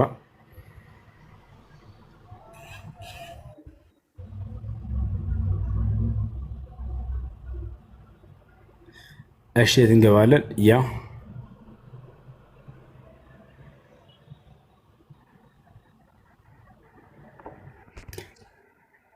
ምንም ወሬ አላወራም። ገለጥ አድርጌ ራሳችሁ ብቻ ታነቡታላችሁ። ይታያችኋል። እዚህ ጋር ምን ይላል? ሽማግሌውን፣ ጎበዝን፣ ቆንጆይቱም፣ ህፃናቶችን፣ ሴቶችን ፈጽማችሁ ግደሉ። ምን አለ? ሽማግሌዎችን፣ ቆንጆችን፣ ጎበዝን፣ ቆንጆይቱን፣ ህፃናቶችን፣ ሴቶችን ግደሉ ይላል። ሽማግሌ፣ ሴቶችን፣ ህፃናትን ግደሉ። ነቢዩ ሙሐመድ ሰለላሁ ዐለይሂ ወሰለም ምን አሉ? ተመልከት። እርሳቸው ምን እንዳሉ ነው ላሳያችሁ። አይደለም ይሄ እኮ እንደዚህ ብለህ ይችን ቆርጠህ አይደለማ ማውጣት ያለበት። ከላይ መጀመሪያ ብታስነብበኝ ነበረ። ሙሉ መጽሐፍን ብናነበው ይሄን ጥቅስ አይቀይረውም። አንዴ የነቢ ሰለላሁ ዐለይሂ ወሰለም ንግግር ላሳየህና ወደዚሁ መለሳለሁ። ችግር የለም። ሙሉ መጽሐፍ አይቀይረውም። ግን እነዛ ሰዎች በምን ምክንያት ነው ይሄ ሊደረጉ የቻሉበት ምክንያት የሚለው ነገር አለ። ወደ እሱ ልመጣ እኮ። በጣም ጥሩ። ስለዚህ ጂሃድ አለ ማለት ነው፣ ግን በምክንያት ነው። እሱን እኮ ነው እያልን ያለ ነው። አሁን አንድ ጊዜ ይህ አይደለ ጂሃድ እንዳላመንክ ግን በምክንያት ነው ልትለን ነው። ትንሽ ቀረብ ብለሃል። አሁን ነቢዩ መሐመድ ሰለላሁ ዐለይሂ ወሰለም ደግሞ በዚሁ አንጻር የተናገሩትን ጉር ላሳያችሁ። ተቃራኒ። አሁን ወደ አማርኛ እንቀይረው። ይሄ ሐዲስ ነው፣ ተመልከቱ። ነቢያችን ሰለላሁ ዐለይሂ ወሰለም ምን አሉ? ቅድም መጽሐፍ ቅዱስ ላይ ምን አለ የሚለውን ተመልክታችኋል።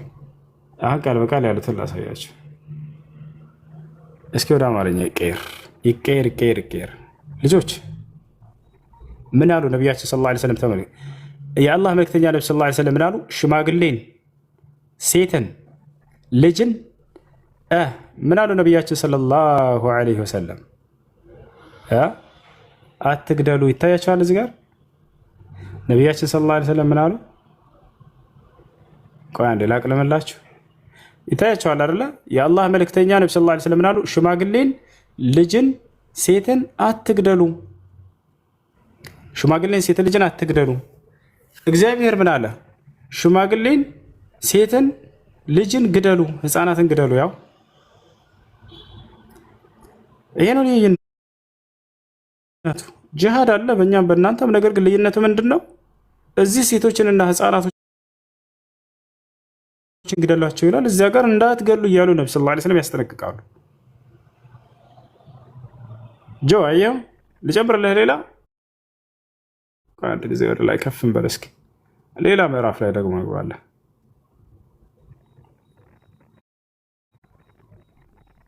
የሰራዊት ጌታ እግዚአብሔር ሲያዝ ተመልከት። የሰራዊት ጌታ እግዚአብሔር እንዲህ ይላል። የሚካፈላቸው ስላጠፉት ጥፋታቸውን የራሳቸው በኦሪት ዘመን የገደለ ይገደላል፣ እጀ ቆረጠ ይቆረጣል። ህግ ነበረ በዚህ ዘመን። ህፃናቶች ምን አጥፍተው ነው?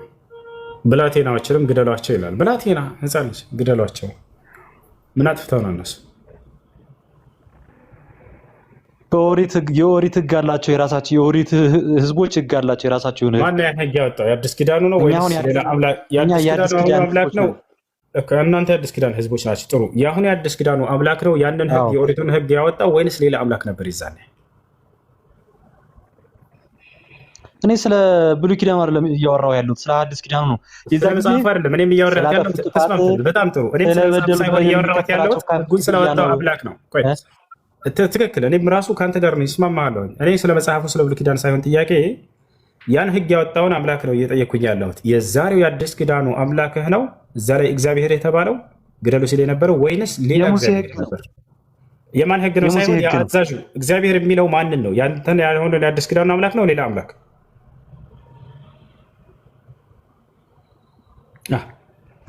በል ጠንክር። ነገርኩህ እኮ ነው። ምን አልከኝ? ያው ራሱ አምላክ ነው የአሁኑ የአዲስ ኪዳኑ አምላክ ነው እዛም ግደሉ ሲል የነበረው ወይንስ ሌላ እግዚአብሔር ነበር ይዛን? ጠንክር። ሙሴ በቃ ህግ ስለነበራቸው ግደሉ የተባለው ስለበደሉት በደል ስላጠፉ ጥፋት የሙሴ ህግ የገደለ ይገደል፣ የቆረጠ ይቆረጥ የሚል ህግ ስርዓት ነበራቸው። ሙሴን ፍታው። ከሙሴ ግን አሁን የለም። ስለ እግዚአብሔር ነው እያወራሁኝ ያለሁት። ለሙሴ ያን ህግ የሰጠው ማን ነው? እሺ ግደሉ እያለ የሰራዊት ጌታ እግዚአብሔር ግደል አለው ይላል። ያ የሰራዊት ጌታ እግዚአብሔር የተባለው አሁን በአዲስ ኪዳን የምታመልከው እግዚአብሔር ነው ወይንስ ሌላ እግዚአብሔር ነበረ? እሱን ነው ጥያቄ። እሷ መርሳት ትንሽ ሌላ እግዚአብሔር የለም አልኩህ እኮ። እሱን እውነት ነው የጌታ ሰው። ስለዚህ ዛሬ የምታመልከው አዲስ ኪዳን አምላክህ ራሱ ነው ማለት ነው። የዛኔ ግደሉ እያለ ሲያዝ ነበር። ስለዚህ እግዚአብሔር የዛኔ ገዳይ ነበር። አሁን ንስሐ አድርጎ መጣና በቃ ትግደለው አለ። ያስኬዳል ይሄ ጆ? በፊትም ስለበደላቸው የሚከፈላቸው ነው። ስለጥፋታቸው ስላጠፉት ጥፋት የሚከፍላቸው ነው። በጣም ጥሩ። ስላጠፉት ጥፋት ከሆነ ቀጣይ ወረድ ብዬ ብጠይቅህ አትመልሰውም። ስላጠፉት ጥፋት ነው ብለኸኛል አይደለ? በቃ እንደሱ ከሆነ እንመልከት። ግደሉ የሚለው ትእዛዝ የመጣው ስላጠፉት ጥፋት ከሆነ እዚያው ላይ እንመልከተው። እዚያው ላይ ምን ይላል እግዚአብሔር? ህፃናቶችን፣ ሴቶችን ግደሉ ካለ በኋላ አህያንም ግደሉት ይላል። አህያ ምን አጥፍተው ነው ግደሉ የሚል ትእዛዝ ይወጣበት? እሷን ተመልሳታለህ። አንዴ ላሳይህ። እዚያው ላይ የረከሰች ስለሆነ ከነሱ ሁሉ እርኩስ ስለነበረ ነው ነው ኃጢአትን ስለሰሩ ነው ግደሉ የተባለው ብለሃል። የአህያን ኃጢአት ትነግረናለህ። ረግጧቸው ነው አይደለም። እነሱ የሆኑ ገንዘባቸው፣ ንብረታቸው፣ ሁሉ ነገር የረከሰ ነገር ነበር። ተው ንጹሐኖችን ግደሉ የሚል የዲያብሎስ ነው ብሏል ኢየሱስ ክርስቶስ ሲናገር። አሁን እዚህ ቦታ ላይ ምን ይላል? ኢየሱስ ክርስቶስ ንጹሐኖችን ግደሉ አይልም። የረከሱ ስለነበሩ እርኩሳን መናፍስት የርኩሶች ስለነበሩ ነው ይገደሉ ያሉ። አዳምጥ እባክህን። አይደለም ግደሉ የተባለው ኃጢአትን ስለሰሩ ነው ብለናል። እሺ ሰዎችን ተቀበልንሽ። ነገር ግን ቢስክኑ አህያ፣ አሁን አህያ ምን ያውቃል? የሚገርምህ ግደሉ የተባለውን እዚህ ሳውል አልገድልም ብሎ እምቢ አለ። አዘነላቸው። ሲያቸው ጊዜ እነዚህን እንዴት እገላለሁኝ አለ። እግዚአብሔር ግደል ብሎታል። ከዚያ እግዚአብሔር ተቆጣ። ለምን አልገደልክም ብሎ ሰውየው ተሽሎ እኔ አልገልም እነዚህም ብሎ ተቆጠበ። ወላሂ በጣም የሚገርም እኮ ነው። ከአምላክ ሰውየው ተሽሎ ማለት ነው። እኔ አልገልም፣ አሁን ህፃናቶችን ግደሉ ብሏል። ሳኦል ይህን ትእዛዝ ከፈጸመ በኋላ እግዚአብሔርን እነዚህን እንስሳት እንዴት እገላለሁ ብሎ ሳይገልተዋቸው እግዚአብሔርም ተጸጸተ ሳኦልን በማንገሱ በእስራኤል ምድር ላይ ይላል መጽሐፉ። ተጸጸተ እግዚአብሔር፣ እንዴት ይህን ንጉሥ አደረግኩኝ? ግደል ያልኩትን እኮ እንስሳቶችን ሳይገድል ቀረ ብሎ ተናደደ እግዚአብሔር። ሰውየው እንዴት እገላለሁ ብሎ ለእንስሳቶቹ አዘነ። በቃ ላሳየ ይሄን ጉድ እግዚአብሔር ተጸጸተ ይህንን በማንገሱ ይላል። ምን ትላለህ? አምላክ ሲጸጸት እንዴት ይህን ንጉሥ አደረግኩኝ ብሎ መጸጸት የምን ባህሪ ነው? የፍጡር ነው። ፍጡር ወደፊት የማደርገውን ስለማላውቅ እኔ መልካም መስሎኝ አደርግና ወስንና ያ ነገር እንደፈለግኩት ሳይሆንልኝ ሲቀር እናደድና እጸጸታለሁ። ባላደረግኩ ይሄን ነው ባልሾምኩ ትላለሁ። ይሄን እግዚአብሔር ይላል መጽሐፍ ቅዱስ ላይ። ሳኦልንም በእስራኤል ላይ አውዱ እንደዚህ አይደለም፣ ፍቹ እንደዚህ አይደለም። በደረቅ አማርኛ የሚፈታ ቃል አሳይ ይግዳል። ቃል በቃል ላሳይ፣ ችግር የለውም። እኔ ከራሴ አንዳች አልናገርም። ቃል በቃል ሳይሆን አውድ አለው፣ ፍች አለው። ተጸጸተ ማለት ታበየ ማለት አይደለም ነው የምልህ። እሺ ለምንድን ነው የተጸጸተው? መጽሐፍ ቅዱስን የምትፈታው በደረቅ አማርኛ አይደለም። በቃ ፍታለን። እሺ በእርጥብ አማርኛ ለምንድን ነው የተጸጸተው እግዚአብሔር እዛ ላይ? ምክንያቱም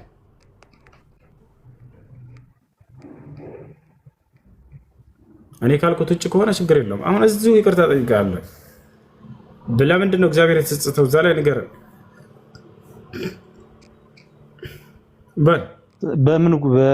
በምን ጉዳይ?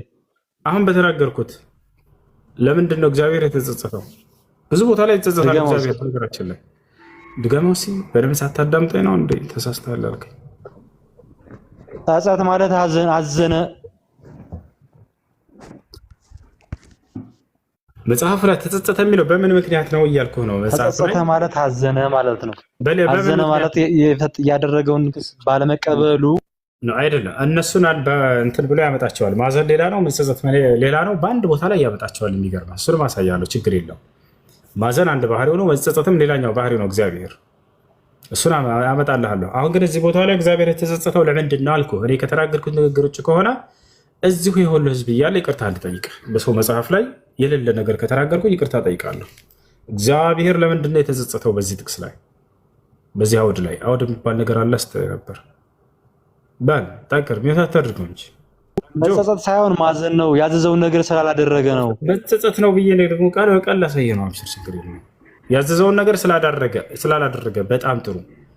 ምን ነበር ያዘዘው? ምንድነው ያላደረገው ይሄ ንጉስ? አሁን መልሳት። መጸጸት የሚለው እስኪ ፍቹን እስኪ ስንት አውድ አለው አንተ ስትነግረኝ? እሺ አንድ አይዱ ብቻ ነው ያለው። አንድ መጸጸት አይደለም ብለኸኛል። እሱ መጸጸት እንደሆነ ላመጣልህ ነው። ግን እዚህ ቦታ ላይ የተጸጸተው ለምንድን ነው? እግዚአብሔር አድርግ ያለውን ስላላደረገ ነው። ያ ድርጊት ምንድን ነው? አትደብቀው እንጂ ንገረን፣ ግለጸው። ምንድን ነው ድርጊቱ? አድርግ ያለው ያላደረገውስ ምንድን ነው? ይሄ ንጉስ በል እኮ እግዚአብሔር አዘዘው፣ እግዚአብሔርን ትእዛዙን አልተቀበለም ያ ሰው ማለት ነው። እኮ ያ ትእዛዝ ምንድን ነው? ካላወቀው ልንገርህ ይበልድ ገመለህ። እሺ የተናገርኩትን ቃል በቃ እንዳሳየህ።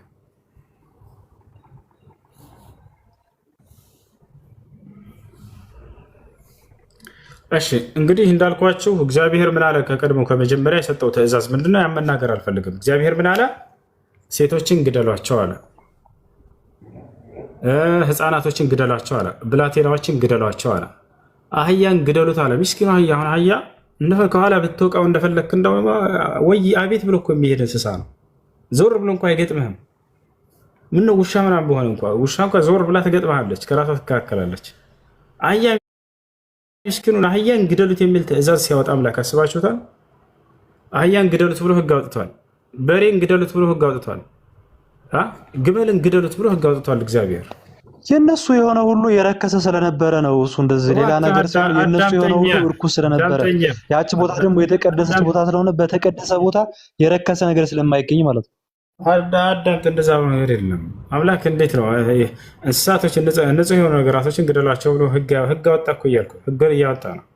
ስለዚህ እነዚህን ግደል ተብሎ መጽሐፉ ላይ እንደሚለው ማለት ነው። ያ ንጉስ ደግሞ አያቸውና እንስሳቶች ሰው ሁሉ ገደሉ ጨረሰ። ግደል ስላሉ እግዚአብሔር ገድሎ ከጨረሰ በኋላ እንስሳቶችን አያቸው ቆሙ።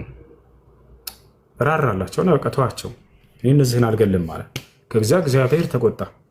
ለምን ግደል ያልኩህን እንስሳዎች ለምን አልገደልካቸውም ማለት። ከዛ እግዚአብሔር በዚህ ነው የተጸጸተው። አሁን ቃል በቃል እንዳንተ እንዳልኩ ላሳየህ። እኔ ከራሴ አንዳች አልናገርም፣ እንዳነበብኩ እናገራለሁ። ንግግሬም ቅን ነው፣ በማስረጃ እንጂ አለማስረጃ አልናገርም። አሁን ቢረዝምባችሁም ታገሱ። እሺ፣ ከመጀመሪያው ጀምሬ ላሳያችሁ። የሰራዊት ጌታ እግዚአብሔር እንዲህ ይላል። እግዚአብሔር ነው ተናጋሪው፣ ትእዛዝ ሊሰጥ ነው።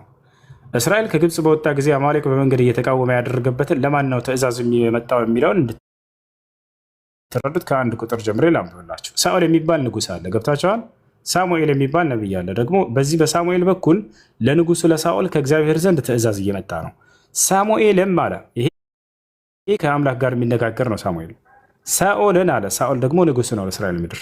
ሳሙኤልን ሳኦልን አለው፣ በሕዝቡ በእስራኤል ላይ ንጉሥ እንድትሆን እቀባህ ዘንድ እግዚአብሔር ላከኝ። አሁንም የእግዚአብሔርን